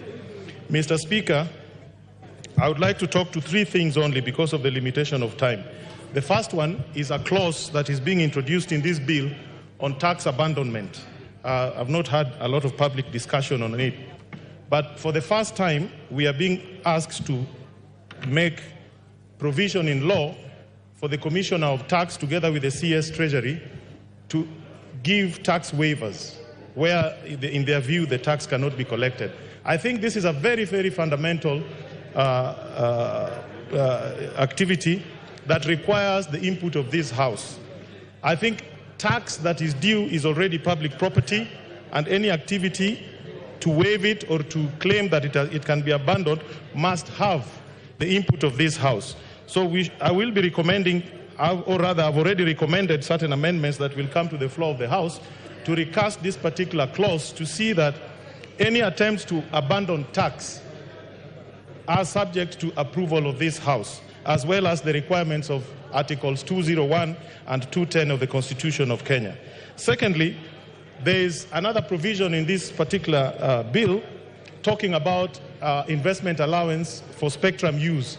I believe this matter should be looked into detail because it also has retroactive effects on the tax that will be collected from the telecom companies. I believe there's a lot of work as Parliament we need to do on this matter to see that we do not create a loophole for tax losses of a very large scale. Finally, because of limitation of time, I would also like to acknowledge that there are very many good initiatives in these particular proposals or in these bills, especially those on cement and use of clinker. An impression was being created that the cost of cement will go up. Actually, the bill is reducing the cost of cement by waiving a lot of charges on the clinker.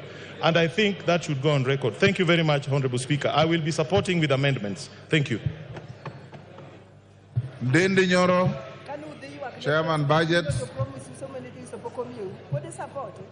Thank you very much, Honorable Speaker. And before I proceed, Honorable Speaker, I would wish to beg, because we are on the other side of expenditure, if possible, you could hand me a few minutes so that I bring forth a message I have for the House. Okay, I'll give you an extra 2 minutes, so you have 5 minutes. Thank you very much, Honorable Speaker. Honorable Speaker, as the rule provides in the PFM Act, Article 39A, that we have to balance our expenditure and our revenues. And Honorable Speaker, I want to talk as the chairman of budget, and I actually want to talk as an indifferent party, that whatever may happen on the bill, the Budget and Appropriations Committee is prepared, Honorable Speaker. But from the onset, we want to laud Kenyans for their voices. This country belongs to Kenyans, and when they express themselves, they are doing precisely what the Constitution provides. I also want to laud all the Kenyan leaders, including our side of government and the other side, Honorable Speaker, because we are all geared to the welfare of the Kenyan people. Honorable Speaker, I have since, and I want members to, if possible, they can have this in their mind as we debate. I have since received a letter and communication from the National Treasury addressed to the clerk of the National Assembly, but I am copied as the chairperson of budget. And Honorable Speaker, the Treasury is looking in all scenarios. Scenario number one, if the bill passes only with the amendments from the Finance Committee. Scenario number two is actually if the bill, the MPs in their wisdom decide that we shelve it. And Honorable Speaker, if the status quo remains, that we pass the bill as proposed by the Honorable Kimani Kuria and the committee, the appropriations bill passes as it is, Honorable Speaker, as we did last week. However, Honorable Speaker, it is important for members to note that in case there is a downfall in terms of the revenues by the proposed 200 billion that was to be raised in the finance bill, Honorable Speaker, then the government and the National Treasury and the Budget Committee is also prepared for that scenario. And I have communication, Honorable Speaker, from the National Treasury from the proposals. And I wish that I read some of them, that if the bill does not pass, Honorable Speaker, we'll be reducing the budget for the State House for 51 million, budget at the State Office of the President for 51 million, security organs, defense, for example, will be losing 7.75 billion, ongoing pivots in our constituencies will have to shelve that ambition by reducing by 800 million, Honorable Speaker. Higher Education Loans Board will be losing 3.2 billion. Honorable Speaker, the JSS teachers, 46,000 of them, Honorable Speaker, by letting this bill pass, will actually be giving jobs at the permanent and pensionable. And Honorable Speaker, if the wisdom of this House is to shelve that decision, then it means the JSS teachers, whom, Honorable Speaker, I would persuade this House that we confirm there will be no funding. NGCDF will be reducing by 15 billion shillings, which is 50 million per constituency, Honorable Speaker. The monies we appropriated for electricity, 50 million per constituency, Honorable Speaker, by, again, not giving the National Treasury the power for more revenue-raising measures, the 50 million per constituency will be disappearing today, Honorable Speaker. Coffee Cheriford will be cut 1 billion, Honorable Speaker, if there is no funding, Honorable Speaker, through the finance bill. Our last plea is this. This letter is public information. It can be shared to the members of Parliament. Honorable Speaker, my plea is this, as the chairman of budget, that if it's possible, the House Business Committee can actually bring the appropriations bill this afternoon. That the decision that we take in the finance bill, we can also cascade the same by appropriating the proposed cuts in the appropriation bill so that we can finish the entire business today, Honorable Speaker. However, Honorable Speaker, I am sure with the same energy that we are speaking either for or against, we will also explain to Kenyans, the JSS teachers, I am sure those who will be voting against their confirmation to PNP, we will also explain to them, Honorable Speaker. Those voting against increment in CDF will also be, Honorable Speaker, explaining to Kenyans about it. Those who will be voting against the increment, Honorable Speaker, of employing 20,000 more teachers will have an ample time to explain to the teachers of this country, Honorable Speaker. And Honorable Speaker, the proposed cut in terms of roads is 15 billion. Those who will be voting against the increment of 15 billion to roads, I am sure they'll eloquently explain to Kenyans about it, also, Honorable Speaker. A minute to finish.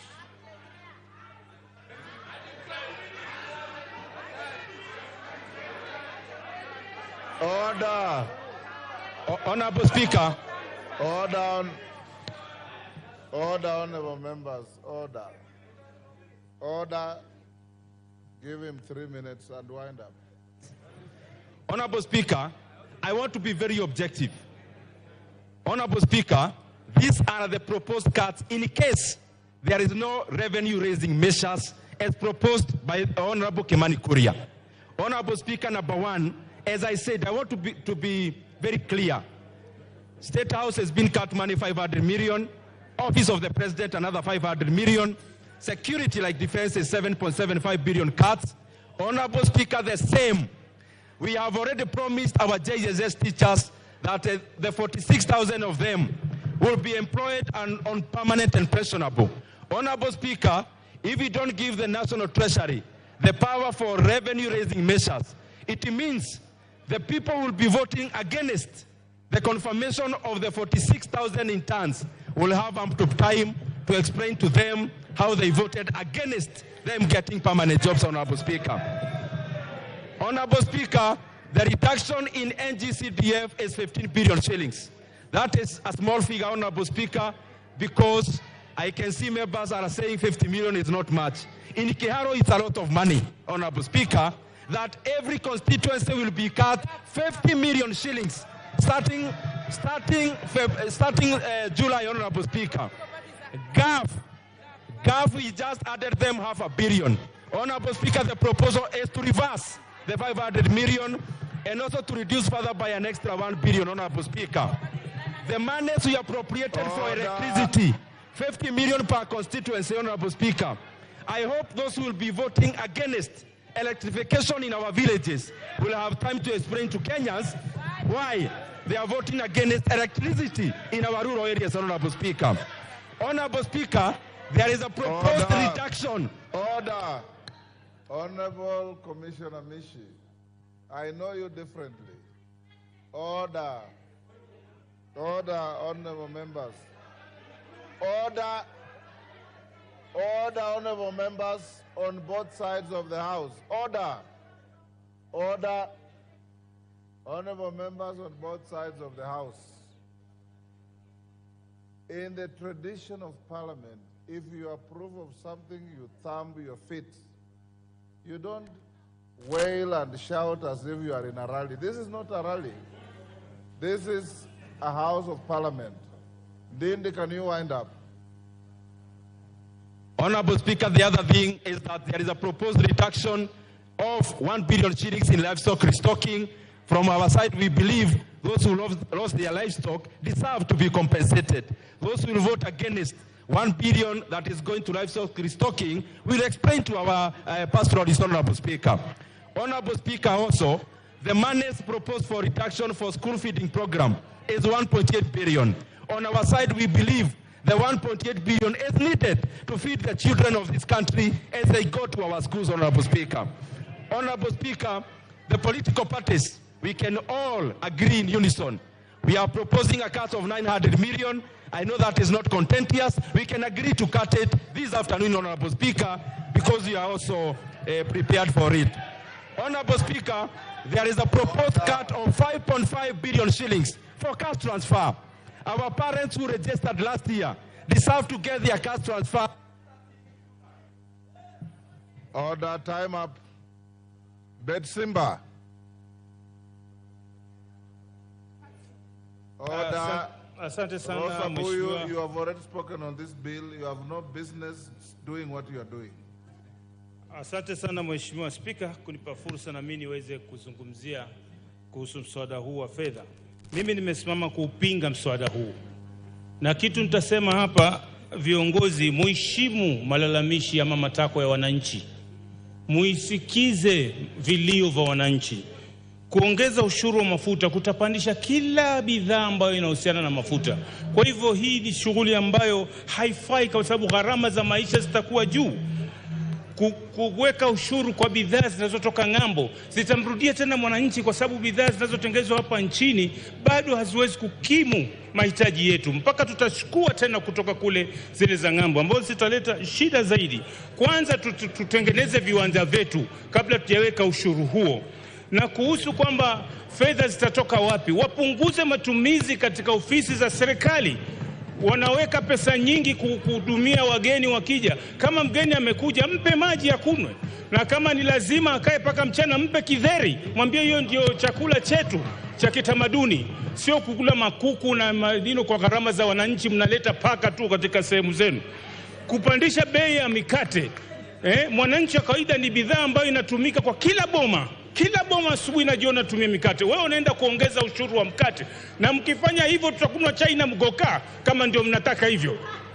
Kwa hivyo Mheshimiwa Spika, ni kwamba serikali ipunguze ile matumizi ambao wao wanafanya, wapunguze safari wanazokwenda nje, waende mahali ikiwa ni muhimu na ni watu wawili pekee yake, hapana kwenda watu 30 alafu mnasema wananchi waongeze ushuru, na huku mmechukua ndege nzima mnaenda nayo huko nje. Mnakwenda mahoteli, mnazungumza ambao mikutano mnaweza fanya katika boardroom zenu. Hiyo ndio sio ni matatizo. Kwa hivyo mimi nasema kwamba ushuru ama hii mswada wa fedha uangushwe huu, kwa sababu wananchi wameusoma. Msione wale watoto wale vijana wameandamana, walisoma kwa sababu huu mswada uko katika mitandao, wanajua kila kipengee kile kilichoko pale. Mnaongeza matairi, mnaongeza vyombo ambavyo vitapima saratani, mnaongeza bidhaa ambazo za x-ray ambao tayari matibabu ni gharama, na saizi mnaongeza tena. Itakuwa zaidi, watu wanaumia, watoto wanajinyonga huko kwa sababu ya depression ambao ziko nazo. Kwa hivyo Mheshimiwa Spika, nimesimama kupinga mswada huu. Asante sana. Mwengi Mutuse.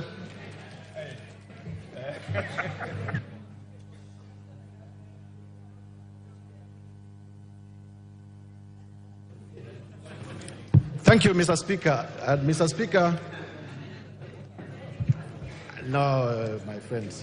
Thank you, Mr. Speaker. I wish to make a very brief contribution. And my contribution, first of all, is to debunk some erroneous myths that have been perpetuated in this debate. Mr. Speaker, during this debate, a perception has been created that the contestations around the finance bill have only happened after President William Ruto became president. Nothing can be far from the truth. Mr. Speaker, those of us who are students of history know that taxation began 3,000 years before Christ, actually in the ancient kingdom of Egypt. And even at that time, taxation was contentious. It has also been said before this House during the government of Kenyatta I, during the government of President Moi, during the government of President Kibaki, during the government of Kenyatta II, and even now, the finance bill has been an annual event, and it has never been a smooth sail. But something different has happened this year, Mr. Speaker. During the many times that the finance bill has been presented before Parliament, a lot of the times the voices of the people have never been factored by either the Parliament or by the executive. But for the first time in history, the voices of the people have been heard and have been factored in the report that was presented before this House by the Finance Committee. One of the principles of good governance is responsiveness to the wishes of the people. And I want to laud the Finance Committee for being responsive to the wishes of the people of Kenya. Mr. Speaker, politics is a very interesting game. On Tuesday, and if we may be heard in silence, Mr. Speaker, on Tuesday, after we finished our parliamentary group, I had a very jovial discussion with some of my friends who are on the other side. I had very jovial discussions with some of my friends who are on the other side, and they were saying, why have you removed everything that you wanted to rely on in the finance bill to do politics? And I asked them, but you complained about these things, and you have been heard and they have been removed. And they told me, you know, the work of opposition is to oppose. And now that you have pulled the carpet under our feet, we must find something new to hang on. I am saying this so that Kenyans know that the opposition to the finance bill is majorly inspired by politics. It may not be inspired by the content. Lastly, Mr. Speaker, as a lawyer, I want to say, and this would have been ably articulated if I may get 1 minute, that the issues that have been complained of have already been overtaken by events. They are actually otious. Finally, what is the effect of rejecting the finance bill? The effect of rejecting the finance bill is to resort back to the finance bill of Joseph Oyula.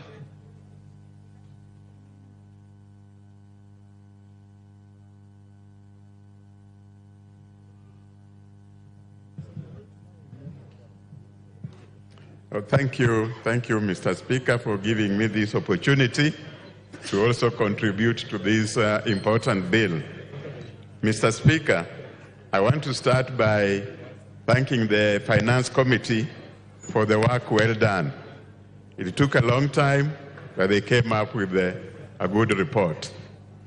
Mr. Speaker, notwithstanding the amendments that were made, this bill was a disaster.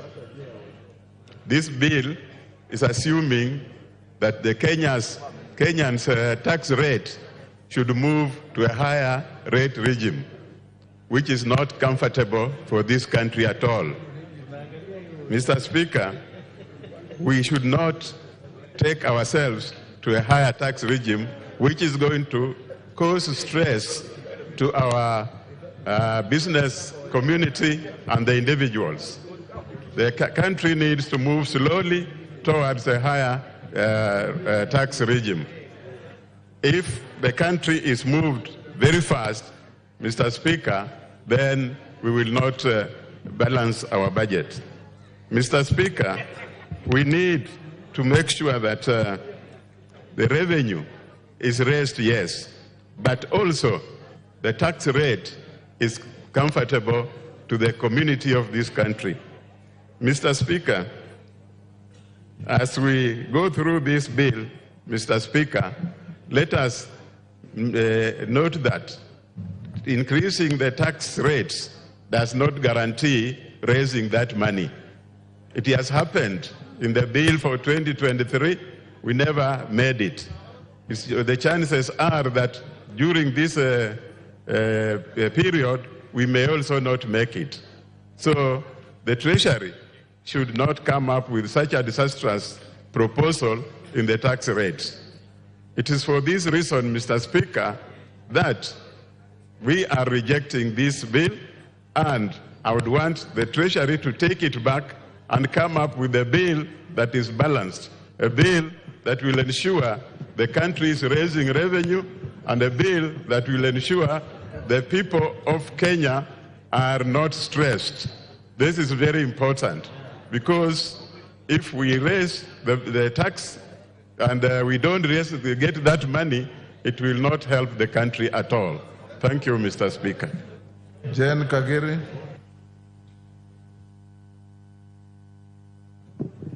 Thank you, Honorable Speaker, for giving me an opportunity to contribute to this very important bill. Honorable Speaker, allow me to start by congratulating the Finance Committee for listening to Kenyans and honoring their request on the deletion of the taxes that they felt that were punitive on them. Honorable Speaker, I would want to contribute on the clause on the introduction of eco-levy on sanitary towels and diapers. Honorable Speaker, I speak as the chairperson of the 47 women representatives. And recently, Honorable Speaker, we had the opportunity of enacting the Education Act of 2016, where we ensured that every student from class 5 to class 8, girls receive their sanitary towels. Honorable Speaker, out of the 47 counties, only 4 local manufacturers were given the opportunity to supply these sanitary towels. Honorable Speaker, this prominent house has been treated to a lot of drama and untruthful stories of the situation we find ourselves with sanitary towels. Allow me, Honorable Speaker, to state that this levy has been introduced so that we encourage our local production and our local manufacturers, Honorable Speaker. I hear some members say that we will have low supply because we don't have enough manufacturers. Honorable Speaker, I have had conversations with our manufacturers who are able to produce enough sanitary towels for us. Honorable Speaker, a visit to the supermarkets made me learn that sanitary towels that are locally manufactured are cheaper than those that are imported. Honorable Speaker, we cannot allow importers to continue making unscrupulous profits on Kenyans here, yet they pay no excise on their products, and the local manufacturers have to pay VAT on their raw materials. Honorable Speaker, I stand to support this bill, and I stand to support the eco levy be charged on sanitary towels and diapers to ensure that we grow our local manufacturers. A local manufacturer told me he used to have 600 employees. He has reduced them to 100 because of idle capacity. Honorable Speaker, it is our time to stop speaking from both sides of our mouths. If we want to create employment, we cannot be the defenders of importers. Anybody who wants to import can come set up the industry locally, and that way we are going to give them all the business that they need. And if they lack a place to go and establish their industries, I'm gladly welcoming them to Laikipia County, where they can come and set up a manufacturing industry, and we will not charge them any duty as long as they're producing diapers and sanitary towels locally within our country. Honorable Speaker, allow me to conclude by saying, Honorable Speaker, allow me to conclude by saying, I'm speaking as a user of sanitary towels, as well as a mother to a toddler who uses diapers. So, Honorable Speaker, anybody telling us about imported sanitary towels, they range from the price of 75 shillings to around 175 shillings. Locally produced sanitary towels are ranging between 55 shillings and 75 shillings. Andon Oloch.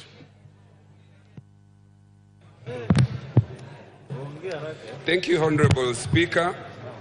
From the very onset, allow me to say that I rise to oppose this bill. Honorable Speaker, the Finance Bill 2024-2025 has redefined our public discourse on things that affect us, especially on the question of how, when, what, and where to tax the people of Kenya. I want to take this opportunity to thank our Generation Z, because they have reminded us of what is stated under Article 2 and how we, as this legislative house, the executive and judiciary, arrive at the positions in which we arrive. Honorable Speaker, this generation in their public discourse on the question of the finance bill has reminded us that the sovereign power actually belongs to them. All this power is delegated power. The power, including that power to levy taxation, is a power that is a delegated power. It is circumscribed, it is limited, and must be used for and on behalf and for the good of the people of this country. This is what the people in the Generation Z have told us. I have 2 points to advance, especially because of the time that we have. Let me talk about tax administration. Honorable Speaker, a misrepresentation has been made in this administration and in the last 2 finance bills that the more tax you levy, the more yield you will get in terms of revenue. Nothing can be further from the truth. There is a big revenue shortfall from the 2023-2024 financial year in terms of tax revenue. Honorable Speaker, the policy underpinning the revenue or tax collection in this country, and especially this administration, is wanting. There is very little that has been said in terms of what measures that have been put in place to seal the loopholes on corruption, which would lead to higher yields as opposed to imposing more taxes and taxes on every issue. Honorable Speaker, I also want to speak on the policy disconnect of the better agenda of this government. I sit in the Trade Committee, and on the 2 places where you can get more employment for the youth in this country, in ICT, digital economy, they have levied taxes. They have now come with the position that we have listened to you Kenyans. We have listened, we have reduced bread, we have reduced eco-levy, we have reduced this, and we have reduced this tax. The fact of the matter is that this was a long con. The real bill is what is in the report. Member for Manyata.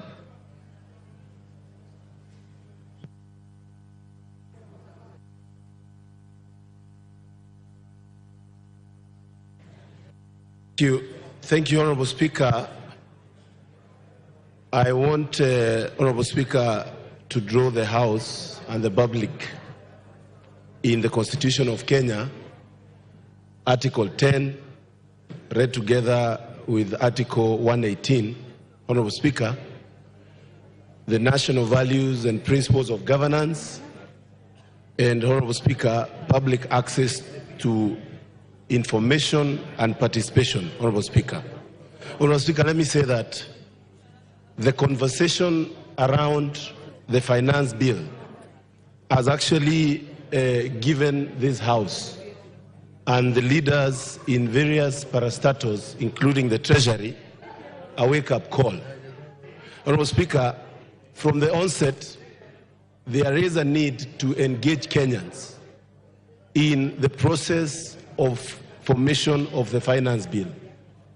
And Honorable Speaker, the good ideas and the bad ideas in this finance bill, Honorable Speaker, shouldn't have gotten to this House without engagement by the public, Honorable Speaker, from the onset and from the formation of this bill, Honorable Speaker. Honorable Speaker, we have made it even more difficult to the Chairman, Finance Committee, my brother Kimani Kuria. He has had it so rough for the few weeks because he had to explain what the thoughts of the Treasury Department of this country from a point of his own logic, Honorable Speaker. And I want to call upon the ministry to change tactic. And also, maybe, Honorable Speaker, it is the right time to think about how we can empower and entrench permanently issues to do with public participation and public engagement, Honorable Speaker, in our laws. Because, Honorable Speaker, we need to rethink the public participation laws so that the public can be with us from the onset of formation of our bills, moving forward, so that we don't have good ideas that are going to have a backlash of Kenyans because of lack of participation, Honorable Speaker. The putative clauses that have found themselves in this bill, Honorable Speaker, the issues of motor vehicle tax, the cooking oil, the airtime, should not have gotten to this bill, Honorable Speaker, where we are today. And I feel it is important we learn from this. Honorable Speaker, where we are as a country, we need to know and show Kenyans that we are cutting costs. Wamboka.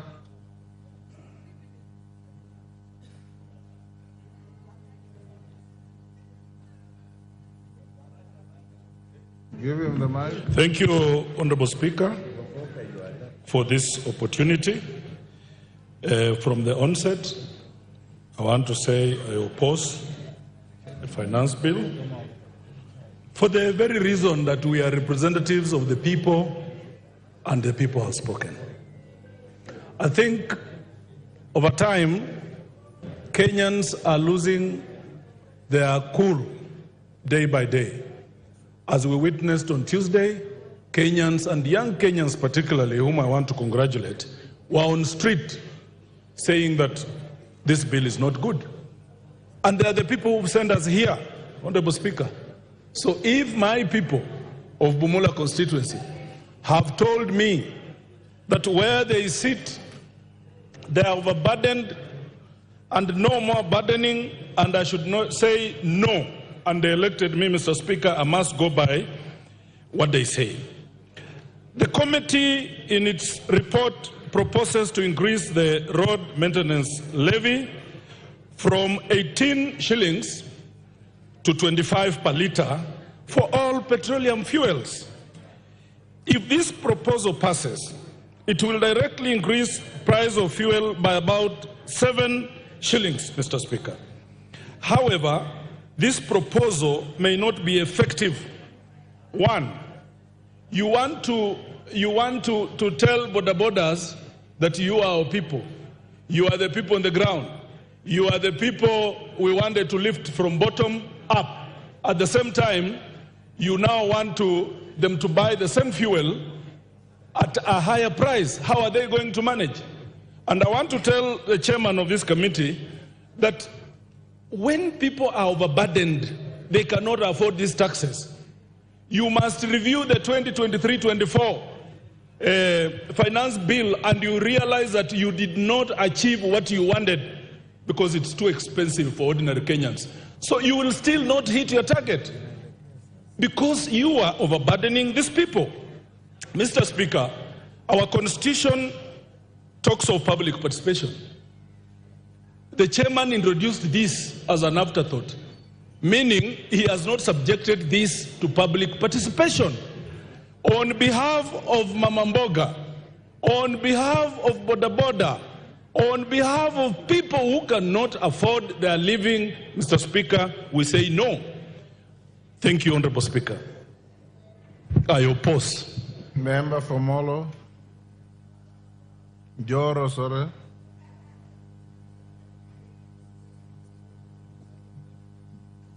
Yes.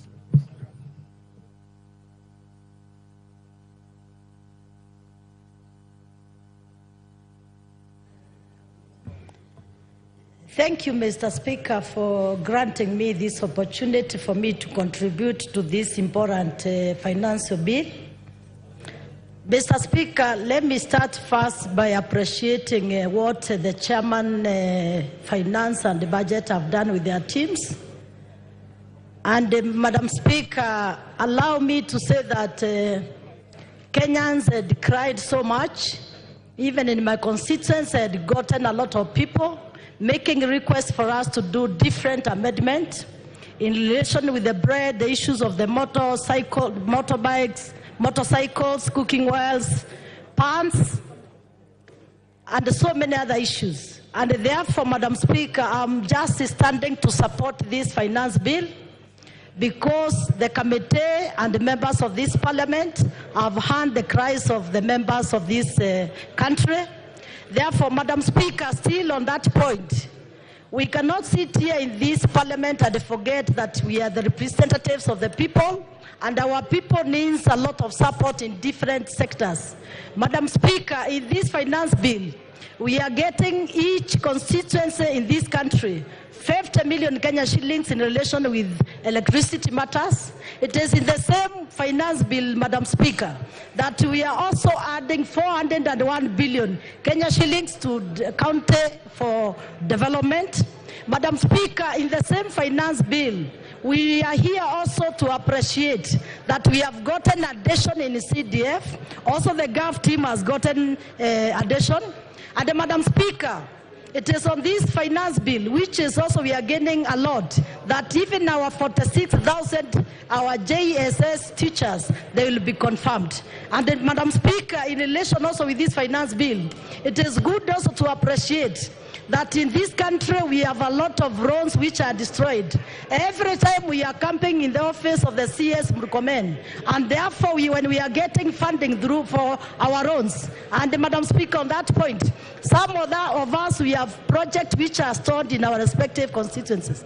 Therefore, Madam Speaker, we are supporting this bill, which also caters for our elderly, which also caters for matters of farmers and very many things in this country. Therefore, Madam Speaker, we stand here as members of parliament also to remember that it is good to be honest as members, and it is good also to guide our people, and we elected members of parliament to give the good direction to our people. Therefore, Madam Speaker, whoever is rejecting this finance bill is against the will of Kenyans. Kenyans want development. We have heard the cries of Kenyans, and Madam Speaker, we have done the right amendment. And your time is up. Honorable Muliungi, Mwingi Central.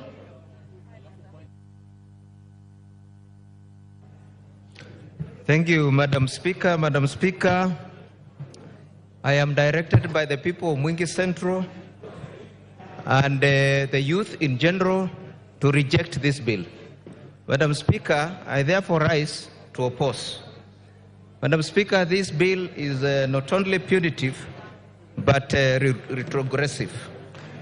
Madam Speaker, the amendments were meant to hoodwink Kenyans because in the first instance, why did you put tax on bread? Why did you put tax on diapers? Why did you put tax on cooking oil? These are essentials. Why did you put tax on M-Pesa? Why did you put tax on boda? Madam Speaker, I'm very disturbed by this finance bill, especially because this government is insensitive even to the sick. There is a tax on cancer equipment, which will eventually increase the cost of treatment of cancer. Madam Speaker, the bill in general intends to increase taxation, which eventually will increase the cost of living, and it will make life harder and make Kenyans poorer. Madam Speaker, we recall that the Kenya Kwanza government promised a bottom-up economic model, taking money to the hustlers, to the villages, to the poor. But this bill is now taking money from the poor and bringing it back to Nairobi. Madam Speaker, I care for the people of Mwingi, I care for the jobless, I care for the youth, I care for the hustlers. I therefore reject the bill. I reject high taxation. I reject high cost of living. I reject poverty. I reject oppression. I condemn Treasury for bringing this shoddy bill to Parliament. And therefore I demand its withdrawal. Madam Speaker, I oppose archaic, punitive, outrageous, and careless finance bills in the future. I say no to this finance bill. I say no to oppression. I say no to unfair taxation. I say no to poverty. I reject the finance bill. I reject. Thank you, Madam Speaker. Member for Butere, Honorable Tindi. Asante sana madam. Asante sana Bi Speaker kwa kunipea nafasi. Jambo la kwanza nataka niseme nimesimama kwa kupinga mswada huu wa fedha mwaka wa 2024. Bi Speaker, vile unajua Wakenya wanahangaika, gharama ya maisha iko juu, na serikali ambayo iko kwa mamlaka ilitafuta kura na mamlaka ikiambia Wakenya ya kwamba watashukisha ushuru, wakasema ya kwamba wataweka pesa mfukoni, watatengeneza kazi na watafanya maisha ikuwe mema kwa ule Mkenya wa kawaida. Kwa hivyo hii mswada wa fedha unaongeza ushuru ambayo ni kinyume na vile walieleza Wakenya. Hii mswada unaongeza gharama kwa ubebaji wa miwa kutoka kwa shamba ikienda katika kiwanda, na hiyo itadhuru bei ya mkulima kupata ile faida kutoka kwa miwa. Pia tuko na kipengele ambacho kinaongea kuhusu maneno ya kuongeza bei kwa vifaa vya kufanya utafiti katika ugonjwa wa saratani. Kwa hivyo mimi kama mjumbe wa Butere, Bi Speaker, mimi napinga mswada huu wa fedha 2024, na nasema ya kwamba wenzangu ambao kwa serikali watimize ile ahadi ambayo waliambia Wakenya. Tunataka tuone mama mboga akifaidika katika serikali, tunataka kuona bodaboda akifaidika, tunataka kuona mtu wa chini ambaye ni hasla akifaidika, tunataka tuone viwanda zikiwanawiri, sio kuweka ushuru mingi katika viwanda. Kwa hivyo, Bi Speaker, mimi kama mjumbe wa Butere nataka niende katika rekodi ya kwamba nimepinga mswada huu, na najua Wakenya wengi wako na sisi tutapiga kupinga mswada wa 2024. Asanteni sana. Member for Sigor, Lochakapong. Yeah, thank you, Honorable Speaker. Now I rise to support this Finance Bill 2024. And Honorable Speaker, I arising out of the report of the Finance and Planning Committee that has considered the recommendations through public participations of stakeholders, that is Kenyans, and proposed a raft of amendments to the finance bill. Honorable Speaker, I will want to support based on that. Now, Honorable Speaker, when you look at the report of the Finance and Planning Committee, which is a committee of this House, having looked at the finance bill and having listened to the stakeholders, Honorable Speaker, I think it is a good report. And on the basis of this report, Honorable Speaker, I want to support this finance bill. Now, Honorable Speaker, it will also be dishonest for those opposing this report and this bill that they are only looking at the finance bill as proposed and not looking at the report of the committee that has looked at this finance bill. Honorable Speaker, now arising out of the engagement from public participation and the stakeholders, Honorable Speaker, now the committee has proposed a raft of amendments to the bill which has taken into account the wishes and the thinking of the majority of Kenyans. Now, Honorable Speaker, I think it will also be important to inform the Gen Zs that they need to be updated because they are on the streets based on the original bill and not taking into account what the committee has recommended for amendment. Now, Honorable Speaker, when you look at the committee's report, there is a proposal to increase the excise duty on money transfer services, which has since been dropped by the committee. Now, motor vehicle tax of 2.5%, Honorable Speaker, has been dropped. 16% VAT on financial services has also been dropped by the committee in their recommendation. And I think, Honorable Speaker, this is a good thing. Now, Honorable Speaker, from the report of this committee, now, KRA, they have dropped the KRA to access personal data, and that has been dropped. 16% VAT on solar has also been dropped. Now 16% VAT on ordinary bread has also been dropped. So I think it is good to tell the country that that is what has happened. Now, Honorable Speaker, there is a proposal in the budget of 1 billion shillings for livestock. Member for Migori, Honorable Fatuma.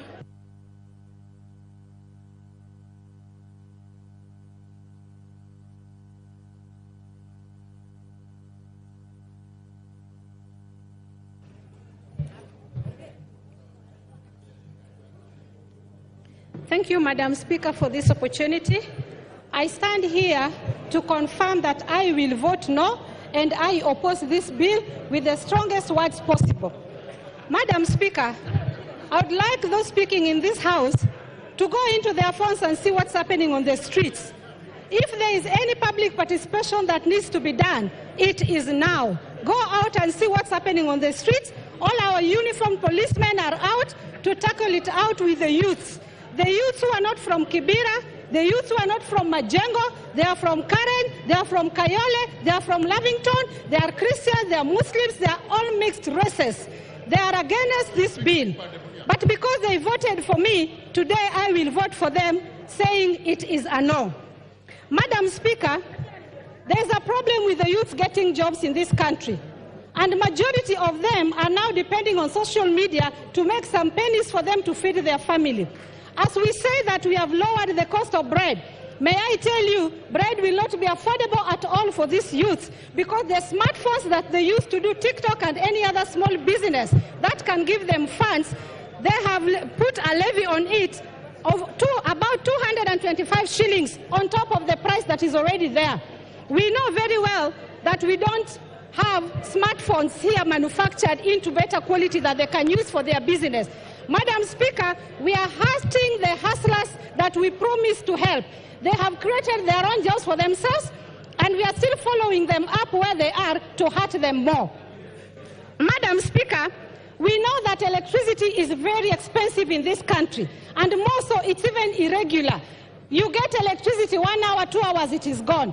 Madam Speaker, we have put an extra levy on the basic solar system batteries, meaning that if you can't get Kenya Power, sorry, you cannot get solar. What else are we trying to tell Kenyans? What are we telling investors? That go to hell. And I am telling you, Madam Speaker, since this government came into power, we have 30 companies that have closed down, including my favorite son's company called Cadbury that makes Cadbury chocolates. Soon he won't be able to get them at all because the company has closed. And other more like Procter & Gamble, Rickett & Banker, Colgate Palmolive, Cadbury, even Rubber. I can go on up to 30. Unfortunately, we brag here and say that we are creating jobs. May I tell you, the sanitary pads that we are bragging here that we have put levy on imported ones. I want you to know that all these women in this house, plus your daughters and sons, fellow men, they know that these sanitary pads that are being put on tax here, in other countries they're given. Member for Mandera South, Honorable Abdul Haro.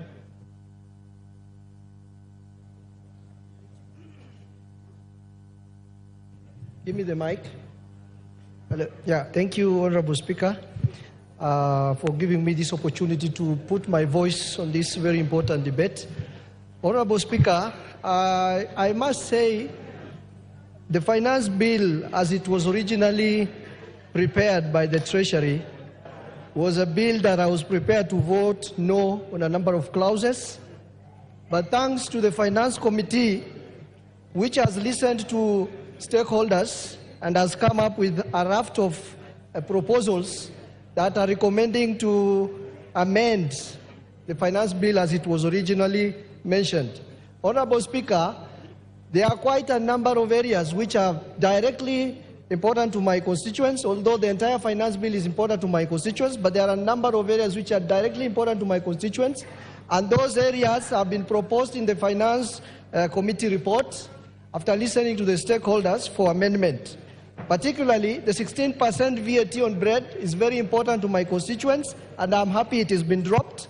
The 2.5% vehicle tax is very important to my constituents, and I'm very happy it has been dropped. The excise duty on edible oils is very important to my constituents, and I'm happy it has been dropped. The money transfer and foreign exchange tax has been dropped. The eco tax on diapers and sanitary pads, which have been dropped, is important to my constituents. And Honorable Speaker, the housing levy, the NSSF and NHIF, which is now a tax deductible item, is also very important, which means those who are salaried will not have a lot of taxes to pay. And Honorable Speaker, the proposal to amend Data Protection Act for KRA to access our data has been removed. That is also an important area to my constituents. And Honorable Speaker, the 16% VAT on supply of solar and lithium batteries is important because it promotes uptake of clean energy for my constituents and the rest of Kenyans. Honorable Speaker, on the divide side, I'm also happy that 18 billion has been set aside for the employment of 46,000 JSS teachers on PNP, on permanent and pensionable terms. And I'm also happy that the appropriations bill also is going to fund the extra hiring of another 20,000 JSS teachers, coming from an area where teachers is a challenge to our schools. I'm very happy that this is happening. And 1 billion for restocking livestock that have been destroyed as a result of drought and floods is also very important for my constituents, and I'm happy with that. The school feeding program, which is going to be funded by the government, is also very important to my constituents, and I'm happy.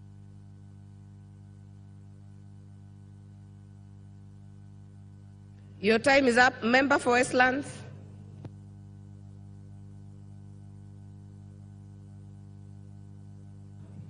Thank you, Madam Speaker.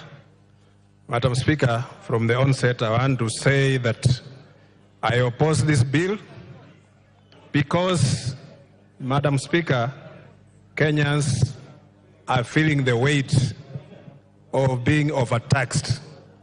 And Madam Speaker, I'll paraphrase, Madam Speaker, what the former Prime Minister of England said, Winston Churchill. For a nation to try to tax itself into prosperity, it's like a man standing in a bucket and trying to lift himself up by the handle.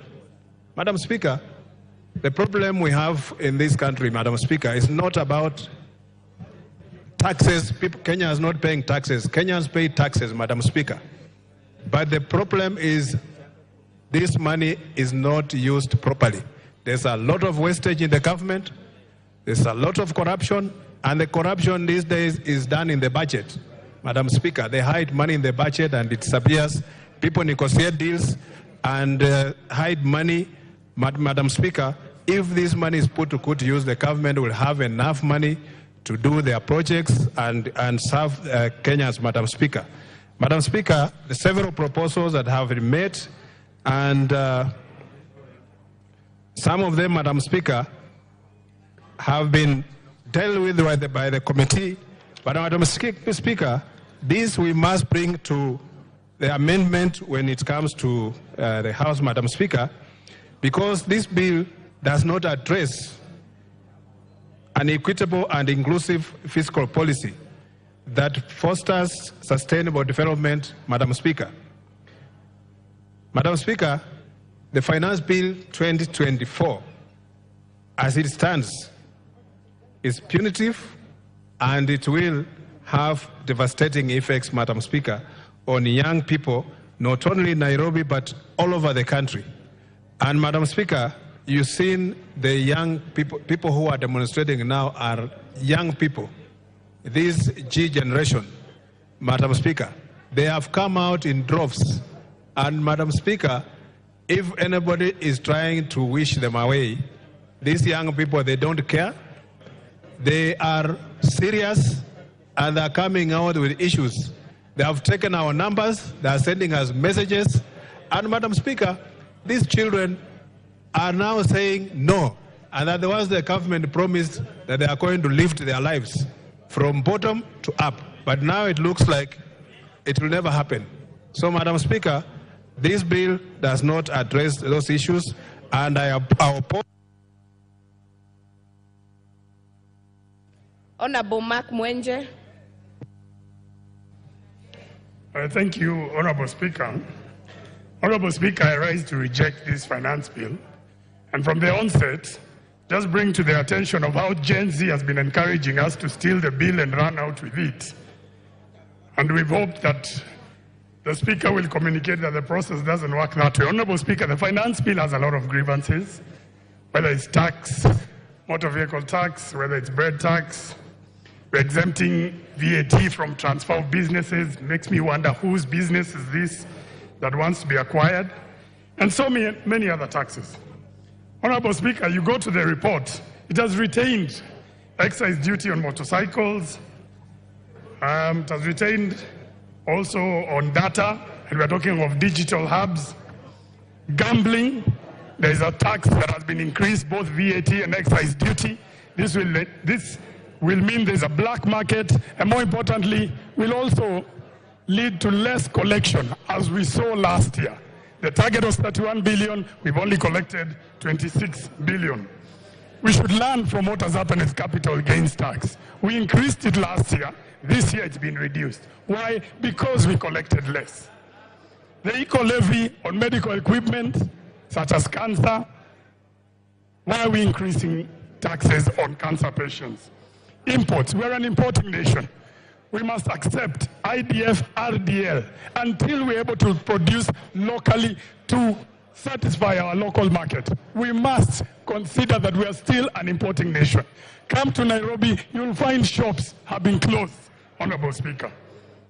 Honorable Speaker, there's a clause 57 here that if you fail to integrate into e-teams, the fine is 2 million. It's been proposed by the committee, they lower this. They've not said. They've not said how much. So that is what you stand to lose, Honorable Speaker. Honorable Speaker, this finance bill and the last years, based on the number of businesses it is killing, it operates like a serial killer. And serial killers leave a trademark so that they can be identified. You want to find it in this finance bill, it's in clause 66. Why would you put that clause there, Honorable Speaker? Honorable Speaker, clause 63, which talks about KRA accessing your data. I want to challenge the entire House. Look at the amendments of the committee. They have not said they are withdrawing this clause. This clause still remains as per the recommendation in the report. So, and I want to tell the members on the other side, this clause will hurt you more than it will hurt me, Honorable Speaker. Finally, Honorable Speaker, Section 54 of the Housing Act. Why are we deleting it? Who are we selling these houses to?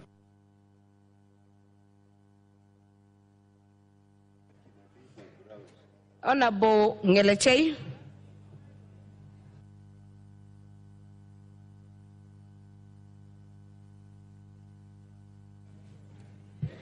Thank you, Madam Speaker, for giving the people of Elgeyo Marakwet an opportunity to speak on the Finance Bill 2024.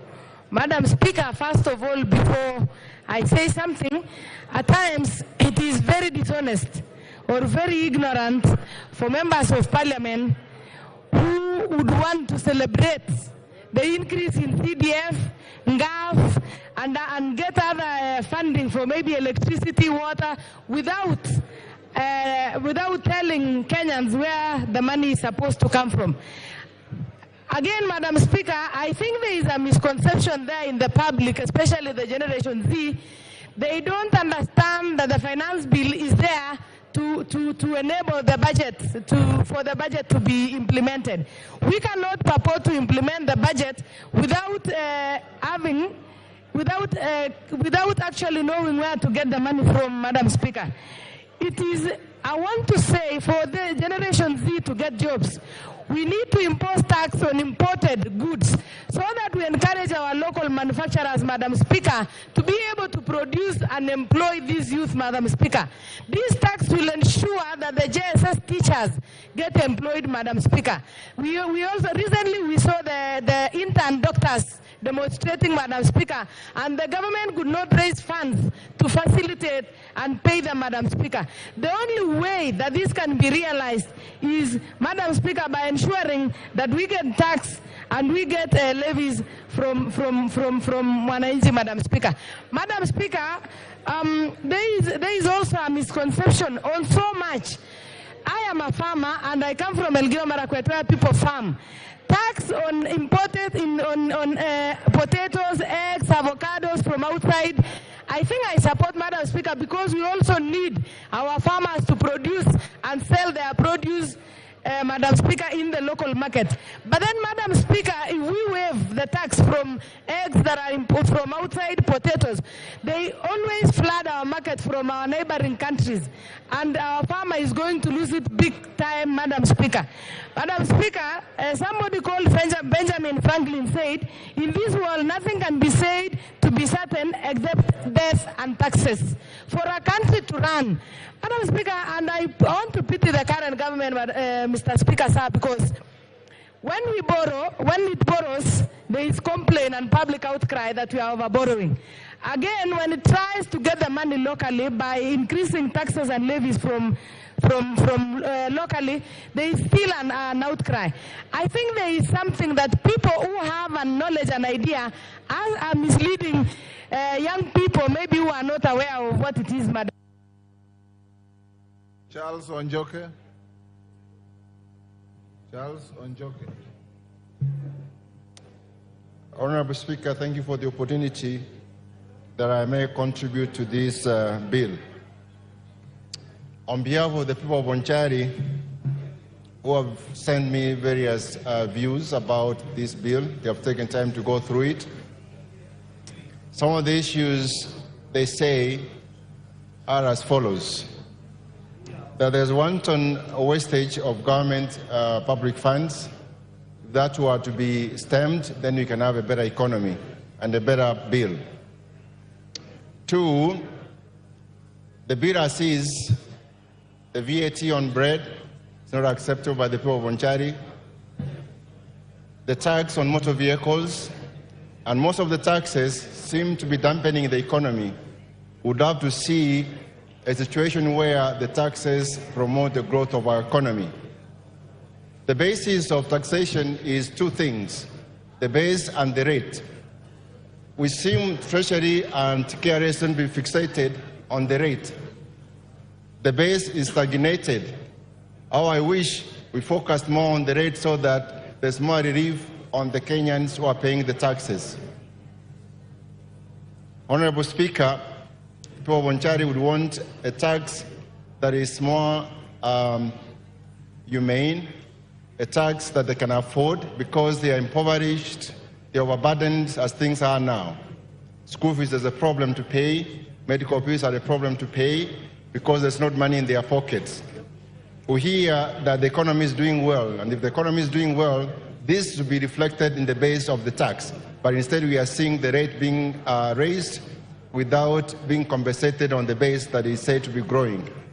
The two items that are touted to indicate that the economy is growing is the dropping inflation and the exchange rate. However, the public debt that is rising all the time is not discussed. The unemployment, where you get 2 out of 3 people unemployed, particularly the youth, is not discussed. Those are very critical items of the economy, the state of any economy.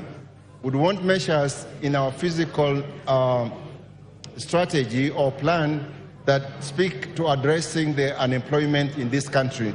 With those, Mr. Speaker, and following the recommendation of the people of Bonchari, I object the bill.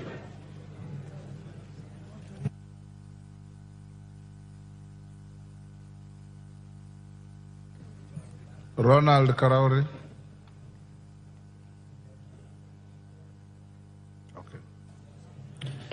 Thank you, Mr. Speaker, for giving me an opportunity to contribute to this motion.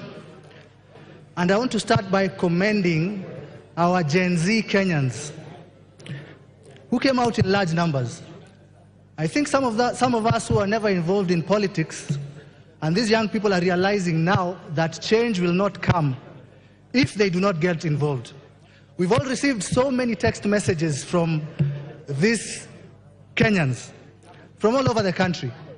Some of them were asking for donations, some of them were for sponsorships for school, most of them were about the finance bill. We're also getting M-Pesas to confirm our identity. Mr. Speaker, regrettably, the maximum amount I got was less than 50 shillings, while most of my counterparts got over 100,000. But I want to encourage Kenyans to keep contributing because I have a foundation which supports needy children in Kansarani to go to school. I understand the frustration of these Kenyans. When there is a tax on bread, when they do not have jobs, I understand why they would go on the streets. When you have failure in collection of taxes and never achieve the target, and you see bloated budgets and expenditures, it is very likely that people will go on the street. When you see a policymaker, I saw someone from KRA on TV the other day who could not explain the motor vehicle tax. This only creates the perception in the public that these taxes are out there to hurt them and not to help them. But even as I say that, Mr. Speaker, we must come back to reality. We have a budget deficit that we need to bridge. We need to stop borrowing. Members of this House passed a budget policy statement. I talked to one of my colleagues here and he told me we will pass the budget policy, but we will reject the finance bill. You know, when we talk about integrity, we need to start there. The changes have already been made, and I want to commend the Finance Committee. The VAT on bread has been dropped. The excise on vegetable oil has been dropped. The motor vehicle tax has been dropped. Mobile money transfer has been dropped. I would be a very deceptive individual if I did not change my stance and now support the bill with the amendments. For the Gen Z, I want to tell you the headlines of yesterday's newspapers. Nation headline said, Ruto backs down. The Standard talked about Ruto beats a retreat. My advice to them is that you've already won. In terms of the budget policy, the changes have been made in the finance bill, and you should be celebrating. And with those... Evo Bara.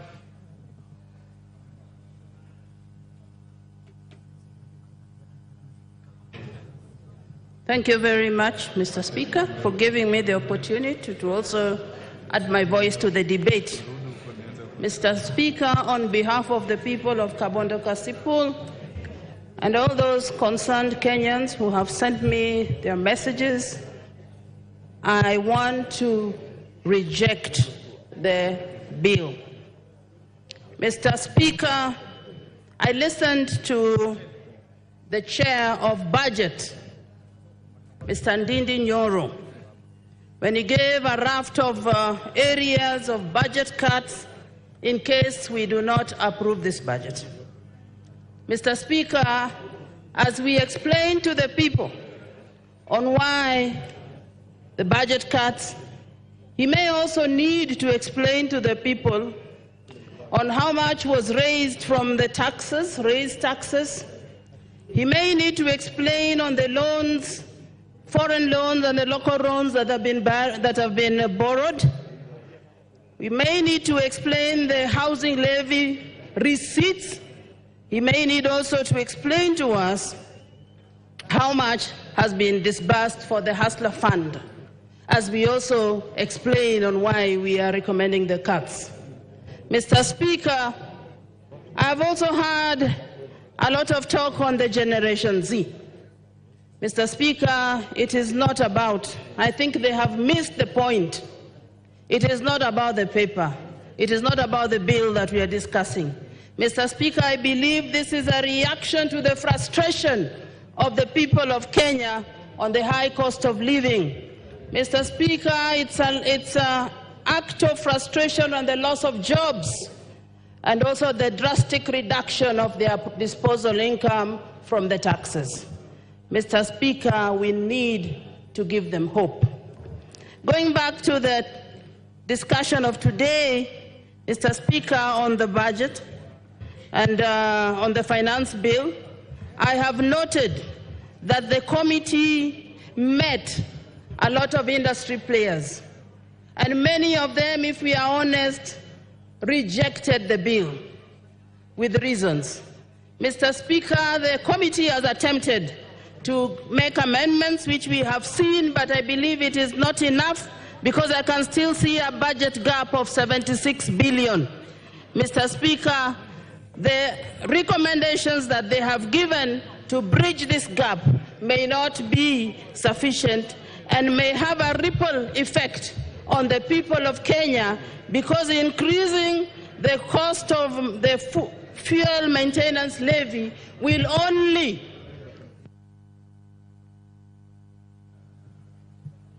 Hamisi Abdi Voi.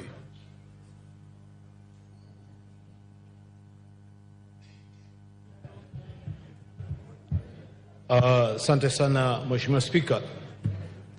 Nasimama kutoa mchango wangu kwa mswada huu wa fedha wa mwaka 2024. Kwanza kabisa nasema kama mwakilishi wa watu wa Voi, nimepata ujumbe mingi ambazo zinanihimiza, zinanisindikiza nisiunge mkono mswada huu, na mimi nakubaliana nayo. Na sababu za msingi ni kuwa mswada wenyewe ulivyotengezwa tangu awali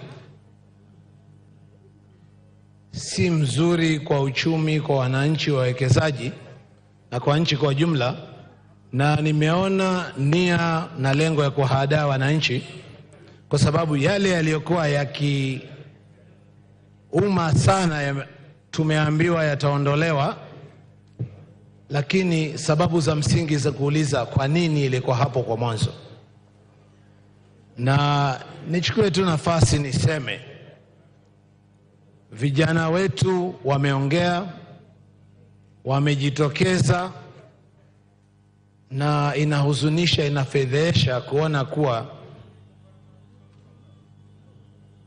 maafisa wa polisi wamewafata, wamewaghadhibu, wamewasumbua, wakati wao wanaenda kulingana na katiba, hasa article ya 37 ambayo inawaruhusu wao kuweza kukutana, kuandamana na kupeana pia petition.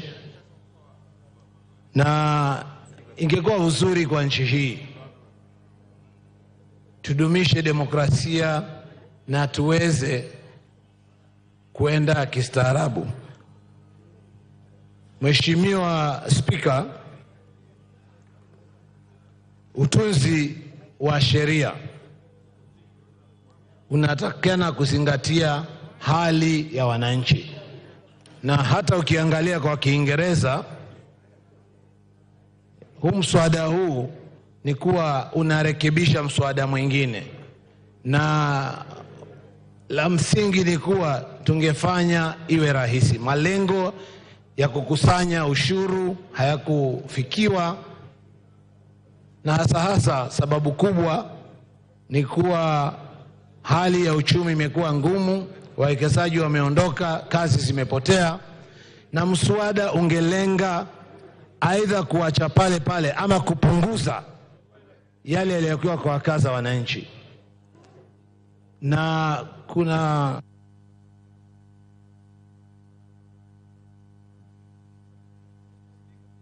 time up. Lisa Chelule.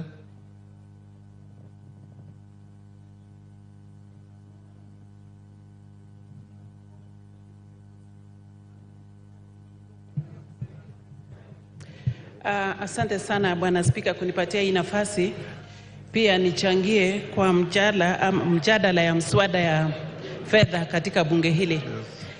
Ya kwanza Bwana Spika, nataka kuanza kwa kusema ninaunga mkono mswada huu ambaye imeletwa kwenye bunge huu, tuongee kama wajumbe. Staarabu. Mheshimiwa Spika, utunzi wa sheria unatakana kuzingatia hali ya wananchi, na hata ukiangalia kwa Kiingereza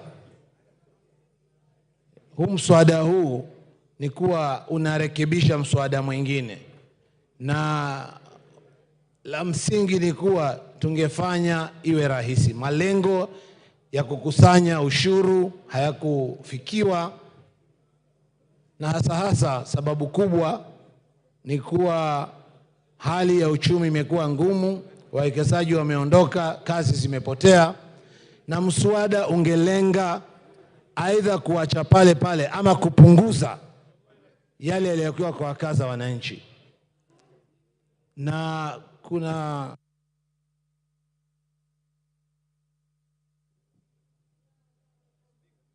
time up. Lisa Chelule.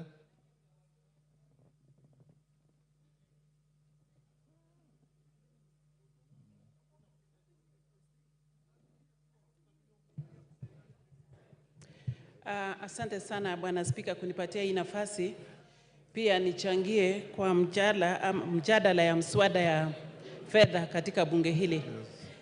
Ya kwanza Bwana Spika, nataka kuanza kwa kusema ninaunga mkono mswada huu ambaye imeletwa kwenye bunge huu, tuongee kama wajumbe.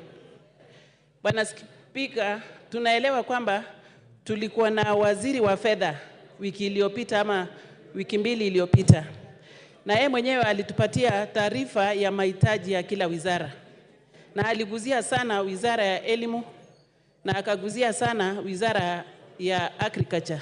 Sisi wote tunaelewa kwamba ni wa maana sana kusaidia wakulima ambaye ni wengi miongoni mwetu. Bwana Spika, naelewa kwamba katika agriculture tumeangalia kila sekta. Wakulima ambaye wanalima horticulture ama wakulima ya kufuga ng'ombe ya maziwa. Na nilifurahi sana sababu kuna pesa imetengwa ili wakulima ya maziwa wapate kujengewa mafactory ya kutengeneza maziwa yao. Hii ndio itapatia nafasi vijana waandikwe kazi na itapatia usaidizi kubwa sana kwa wakulima wetu. Bwana Spika, nataka kuongea juu ya wale vijana ambaye tunaelewa sisi wote kama wabunge kwamba walifanya maandamano na wakasema wanataka kuandikwa kazi katika serikali kulingana na utaratibu ya serikali. Na pesa imewekwa katika wizara itaji, imewekwa katika wizara ya elimu ambaye walimu wengi wataandikwa kazi. Wale wamepatiwa kazi ya internship katika wizara mbalimbali watapatiwa nafasi ya kuandikwa kazi kikamilifu. Bwana Spika, tukiongea mambo ya fedha na tukiongea mambo ya hii mswada ambaye imeletwa, ni kitu ya maana because hakuna vile tunaweza sema leo tuko na hitaji katika serikali yetu na tuendelee kuomba pesa kutoka mainchi zingine. Pesa ambayo tunapatiwa kwa riba ya juu, pesa ambayo watoto na watoto wetu watalipa. Ni vyema na ni njia mzuri sisi wote kama viongozi ya nchi hii tuwe na nia mzuri. Wengi tunaongea mambo ya barabara, tunaongea mambo ya maji, tunaongea mambo ya stima, na hizi zote ni maendeleo, Bwana Spika. Kwa hivyo nachukua nafasi kusema tumeletwa katika bunge hili tuongee juu ya majukumu yetu kama viongozi. Na majukumu yetu ni tuambie Wakenya ukweli ni nini inaendelea. Hakuna haja tunyamaze kama viongozi na baadaye tuchukue pesa katika mainchi zingine ambaye tutatatua mashida zetu kama wananchi wa Kenya. Kwa hivyo ninasema hivi, Bwana Spika, ninaunga mkono mswada huu na niko kusimama kwa niaba ya walionichagua.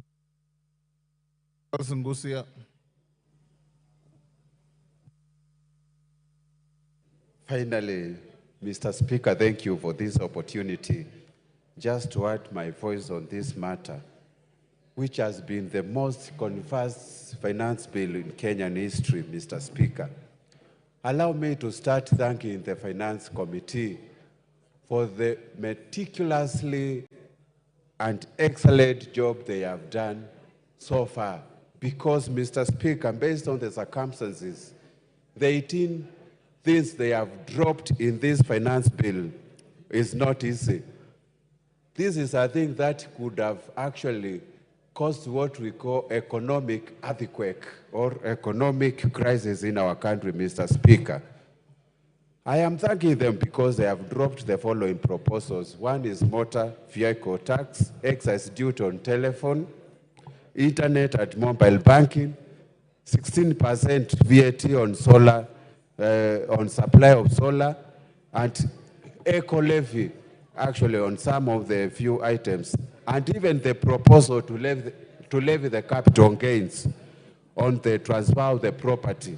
However, Mr. Speaker, based on all these 18 issues they addressed to the Kenyans, I still feel the mood in the country, and even what we call the Finance Act of 2023, Kenyans have not recovered on all these issues, Mr. Speaker. And based on what I have been instructed by my voters, based on what Kenyans are doing at the moment, even now, going all over the street, I want to oppose this finance bill on that issue. Mr. Speaker, I think we can actually do a lot of things. And the reason why I'm opposing the finance bill, number one, is the proposal to increase the import declaration fee at a rate from 2.5% to 3%. And we know Kenya is a net importer on so many issues. Actually, 60% of what we consume in this country is imported. It means we are going to have a multiplier effect in this economy. The other issue, Mr. Speaker, was the increase on duty for gaming and betting, and nobody has spoken about this issue. Increasing it from 12.5% to 20%, Mr. Speaker, this is the only fund we are relying to take the sportsmen and other people to compete in international competition like the Olympics Games we are going to witness in France next month, Mr. Speaker. It's going to... Thank you, Nguna.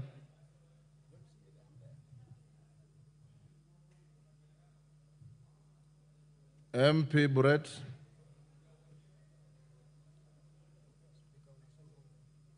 MP Buret.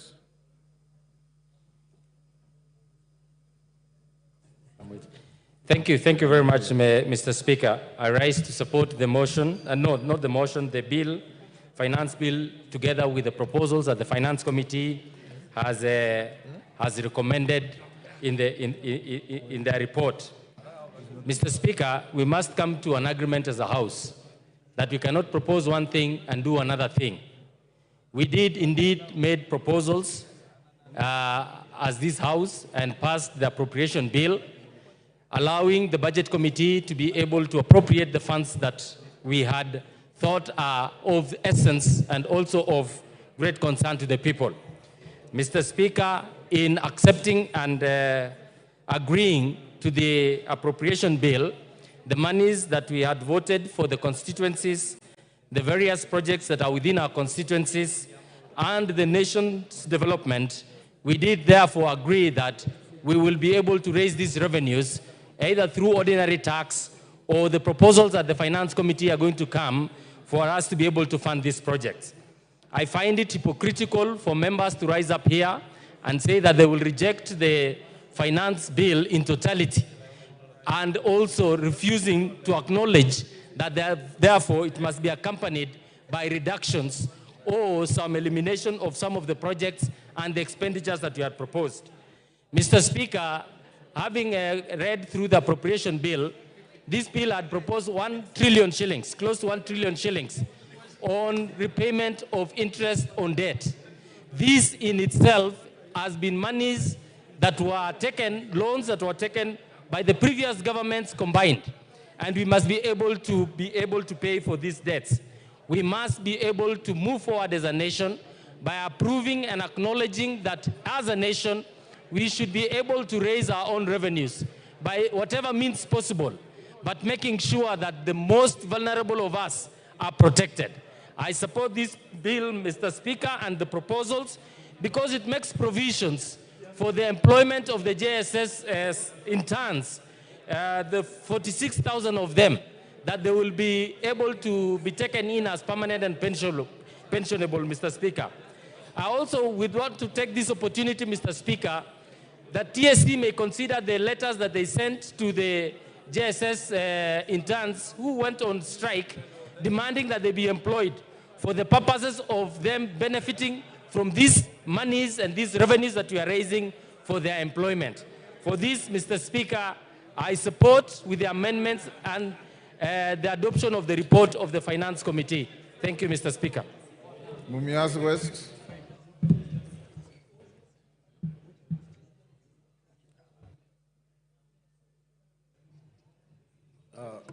Thank you, Mr. Speaker. Mr. Speaker, like all other colleagues of mine, we have also received messages from my constituents telling me to reject this bill. Mr. Speaker, on the outset, the bill as it is, I reject it because it carries a lot of things which are not affordable to ordinary Kenyans. However, Mr. Speaker, I can see that the Committee of Finance did public participation, and so many industries contributed to this.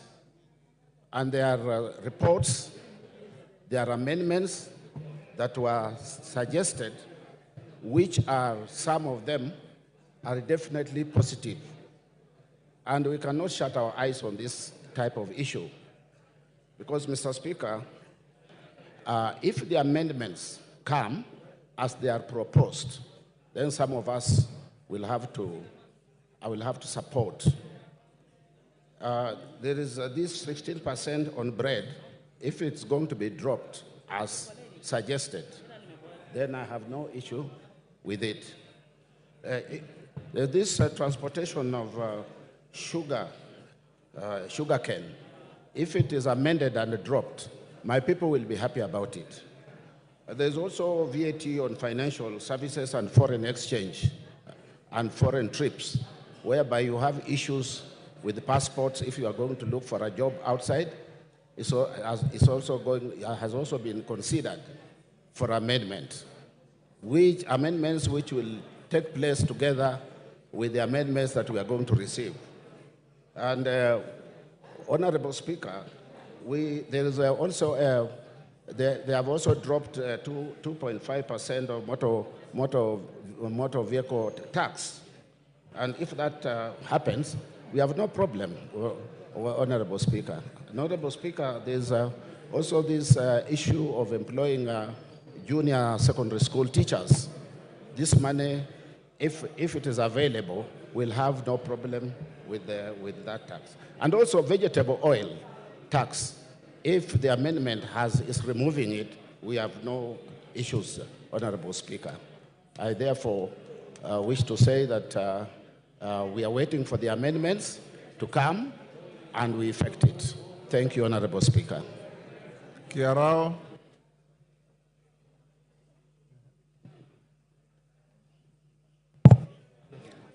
Thank you, Honorable Speaker, for giving me this opportunity to air my views in regard to this Finance Bill 2024. Honorable Speaker, I would like to start by reminding all of us that this is a house of debate. Honorable Speaker, I think it is our noble responsibility to articulate and look in with a microscopic eye all issues in front of us with the sole purpose of coming up with a data or a document which is favorable to our nation and the people who have sent us here. Honorable Speaker, I must say there is one issue I've been listening since yesterday to the various views by members. And I must say, Honorable Speaker, I'm one person who will say the initial draft actually was very wanting. It had very many negative issues, but I must commend the Committee of Finance and National Planning for executing its mandate and fine-tuning this document.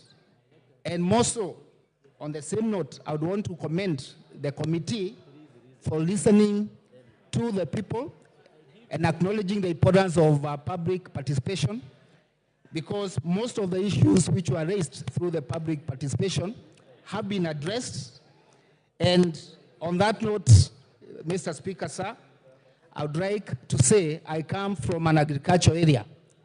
And just to point but a few, considering Nyandarua County, where I come from, there is one issue which had very adverse negative effect, which was in the initial draft, that is touching on the issue of potatoes, the eggs, and all those things have been removed since. Honorable Speaker, I would like to say, and I think this is very important to all the members who are here. Honorable Speaker, on the issue, I can see my time was off. Thank you, Honorable Speaker.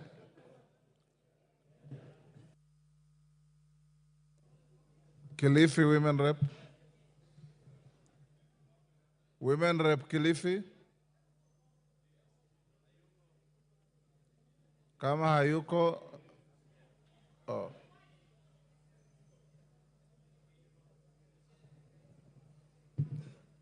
Give her the mic.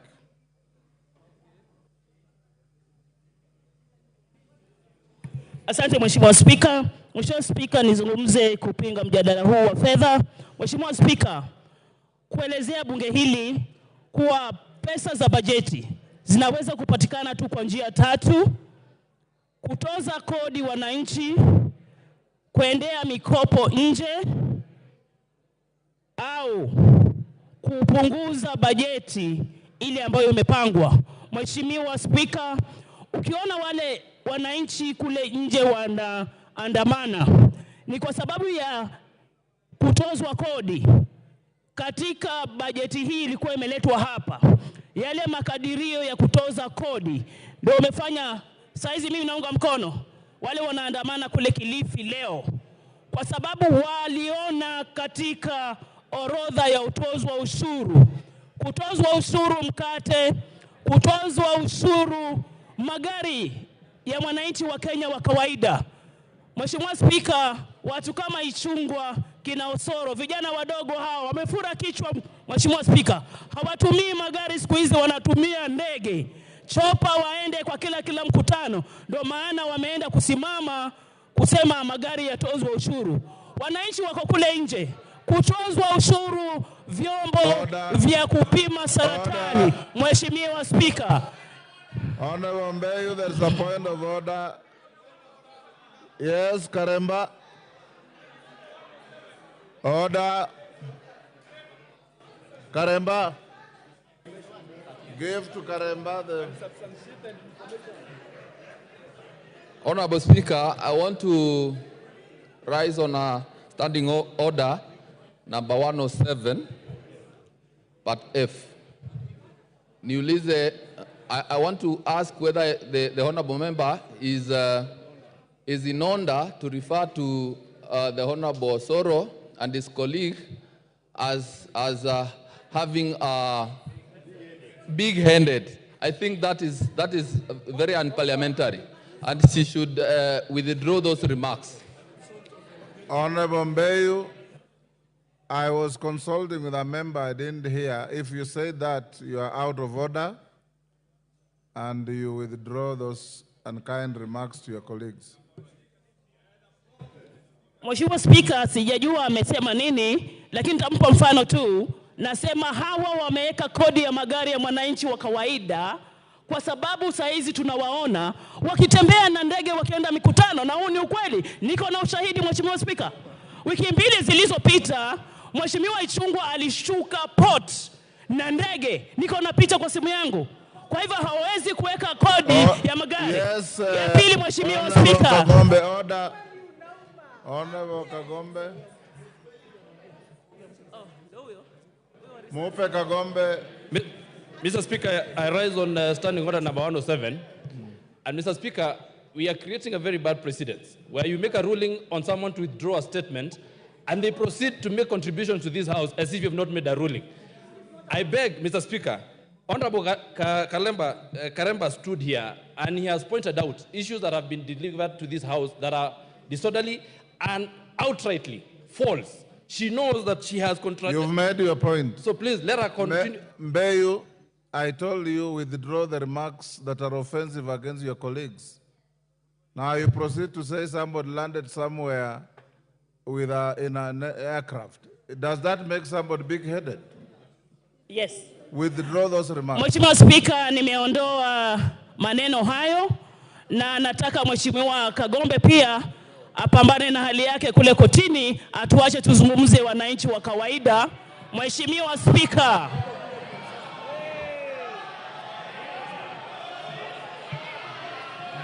Order. Mheshimiwa Spika, nizungumze. Order. Order.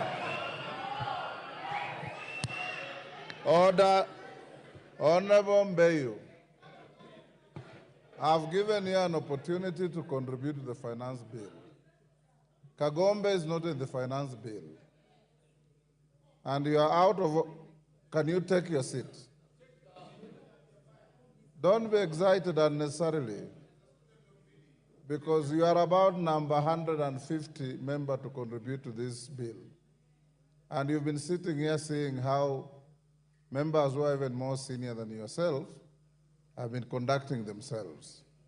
Don't excite the House, don't get excited, contribute on the bill. Asante Mheshimiwa Spika, tukiona katika ile bajeti watu wakiandamana, vyombo vya kupima saratani katika hospitali yetu vinaenda kutozwa kodi.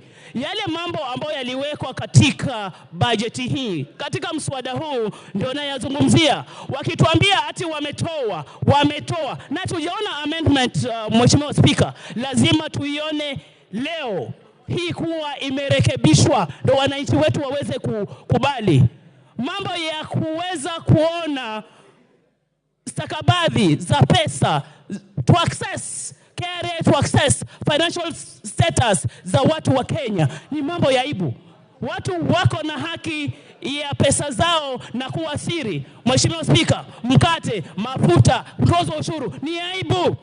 Kamati ya bajeti, kamati ya finance. Member for Lamu East.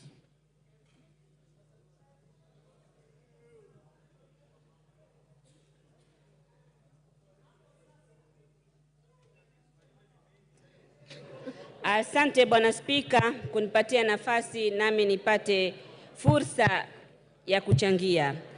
Naunga mkono mswada huu wa fedha.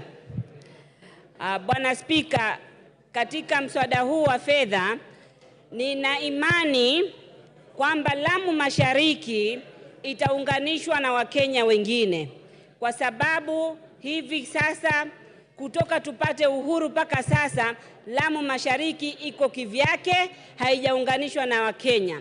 Lamu Mashariki tunajua constituency yote, eneo bunge lote, hakuna hata inchi moja ya lami, hakuna hata inchi moja ya grid ya kitaifa. Pesa zikipatikana, watu wangu wa Lamu Mashariki wataunganishwa na Wakenya wengine. Tunajua kuunganishwa eneo bunge na eneo bunge lingine inaunganishwa na mtandao wa barabara, inaunganishwa na grid ya kitaifa. Sisi kwetu bado hatujapata grid ya kitaifa na wala barabara.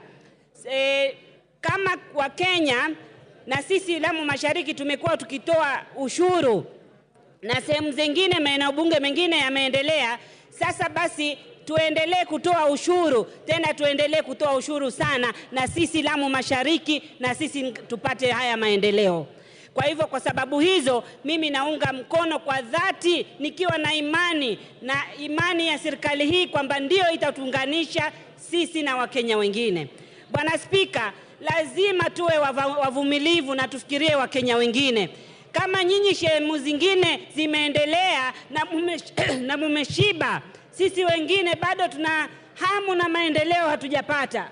Kwa hivyo kama nyinyi mko matown, muna barabara kila pahali, muna stima kila pahali, nyinyi mumeshiba. Kule kwetu tunasema wale wanaoshiba samli wanatoa miba. Sisi tuna njaa bado kwetu ya maendeleo, hatuna maendeleo. Kwa hivyo hatuwezi kupinga pesa ipatikane. Toeni ushuru, acheni mchezo. Kuna watu kule wengine wanaumia. Ushuru ndio kuendelea kwa nchi. Sisi tunavumilia. Kama mimi Lamu Mashariki siwezi kwetu haiwezekani interns wale walofuzu kwa walimu kufanya kazi kwetu kwa sababu gharama za usafiri ni ghali kuliko salary, lakini tumekubali walipwe ili Wakenya wengine waendelee. Sisi kwetu lazima waandikwe walimu, na walimu wale wanaandikwa permanent and pensionable ndio wanaweza kwenda kufanya kazi Lamu Mashariki. Kwa hivyo nataka hii pesa, shule zetu zingine hazijaona walimu kama chemistry teacher kutoka shule zijengwe. Sasa hii ndio serikali hii ina hope tupate walimu na Koyo Onyango. Thank you very much, Honorable Speaker, for finally recognizing me and giving me the opportunity. On the onset, I want to reject this proposal, and I want to implore my colleagues that budget making the process is a job of this House, and we should never abdicate our responsibilities. We are in conversation with my colleagues the other side, and we all agreed that the budget proposals were not good, they were unfair for our people. But somewhere, a meeting was arranged, and the leadership of this country and my colleagues met, and they agreed. And I'm happy that they have made proposals to remove certain things. What I'm wondering, and I want to warn my colleagues, is that those things that are being removed, the government is going to circumlocute and bring them in other ways. And this budget is going to hurt the public, and the public outcry will reach you. I want to say so because I have not seen, they have not been pointed where the changes are going, where the money is going to come. But my fears have now been confirmed by a letter I saw this morning that came from the CS for Treasury, and have been reinforced by the assertions by my colleague, the respected chairman of Budget Committee, who has come and read drafts of things that await us just in case we do not pass things the way they want. I want to say that these proposals are deceptive, and we need to stand firm and make sure that changes that are injurious to the people we represent are not allowed. I want to repeat to this House the old adage that there is no taxation without representation. Where I sit, the people I represent, there's serious manufacturing, there is serious farming, there's serious business going on.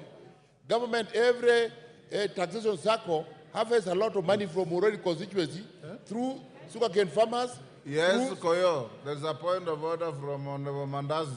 Oh, thank you. Mandazi, what is the point of order? Yeah, thank you, Speaker.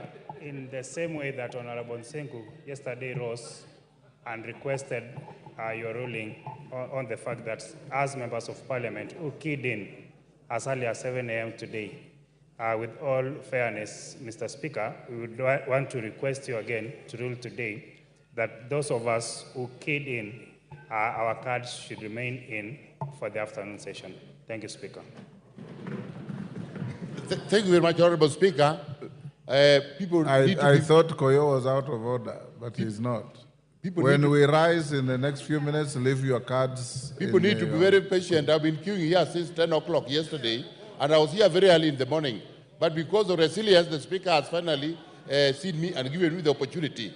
Mr. Speaker, I want to remind these people that my constituency channels a lot of money to the Treasury.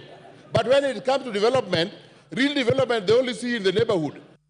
They did not know why real development was not taking part in their place until the Deputy President carelessly asserted that this country is led through shareholding, that we need to be a shareholder. So my constituents happen not to be shareholders, and they see elaborate electrification program in the neighborhood. We are at the epicenter of different constituencies. So they see roads that are meant for county government are being tarmacked all over in the neighborhood. When they have their own challenges, we have marauding floods every year that affect the constituency. When we ask for money, we are told there's still no budget, let us wait for money. But in the neighborhood, you see certain things happen. We want taxation that also comes with. Members, before we rise, like we directed you this morning, we hope by 3:30, the mover will be called to reply. Make sure you have your electronic card for voting. I'm told the clerk had already circulated information so that we can be able to spend less time on voting and do other business. It matters not whether it's roll call or electronic card. Even that electronic voting is not a secret vote because it appears on the screen, it will be on Hansard, and everybody will know how you voted. So it matters not whether you are saying yes on the floor or no on the floor. An electronic vote for purposes of the House is not a secret vote. Order, honorable members, will you be upstanding?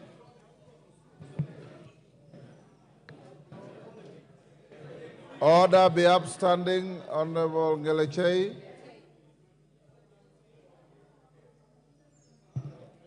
Honorable members, it's now 1:01, and the House stands adjourned until 2:30 this afternoon.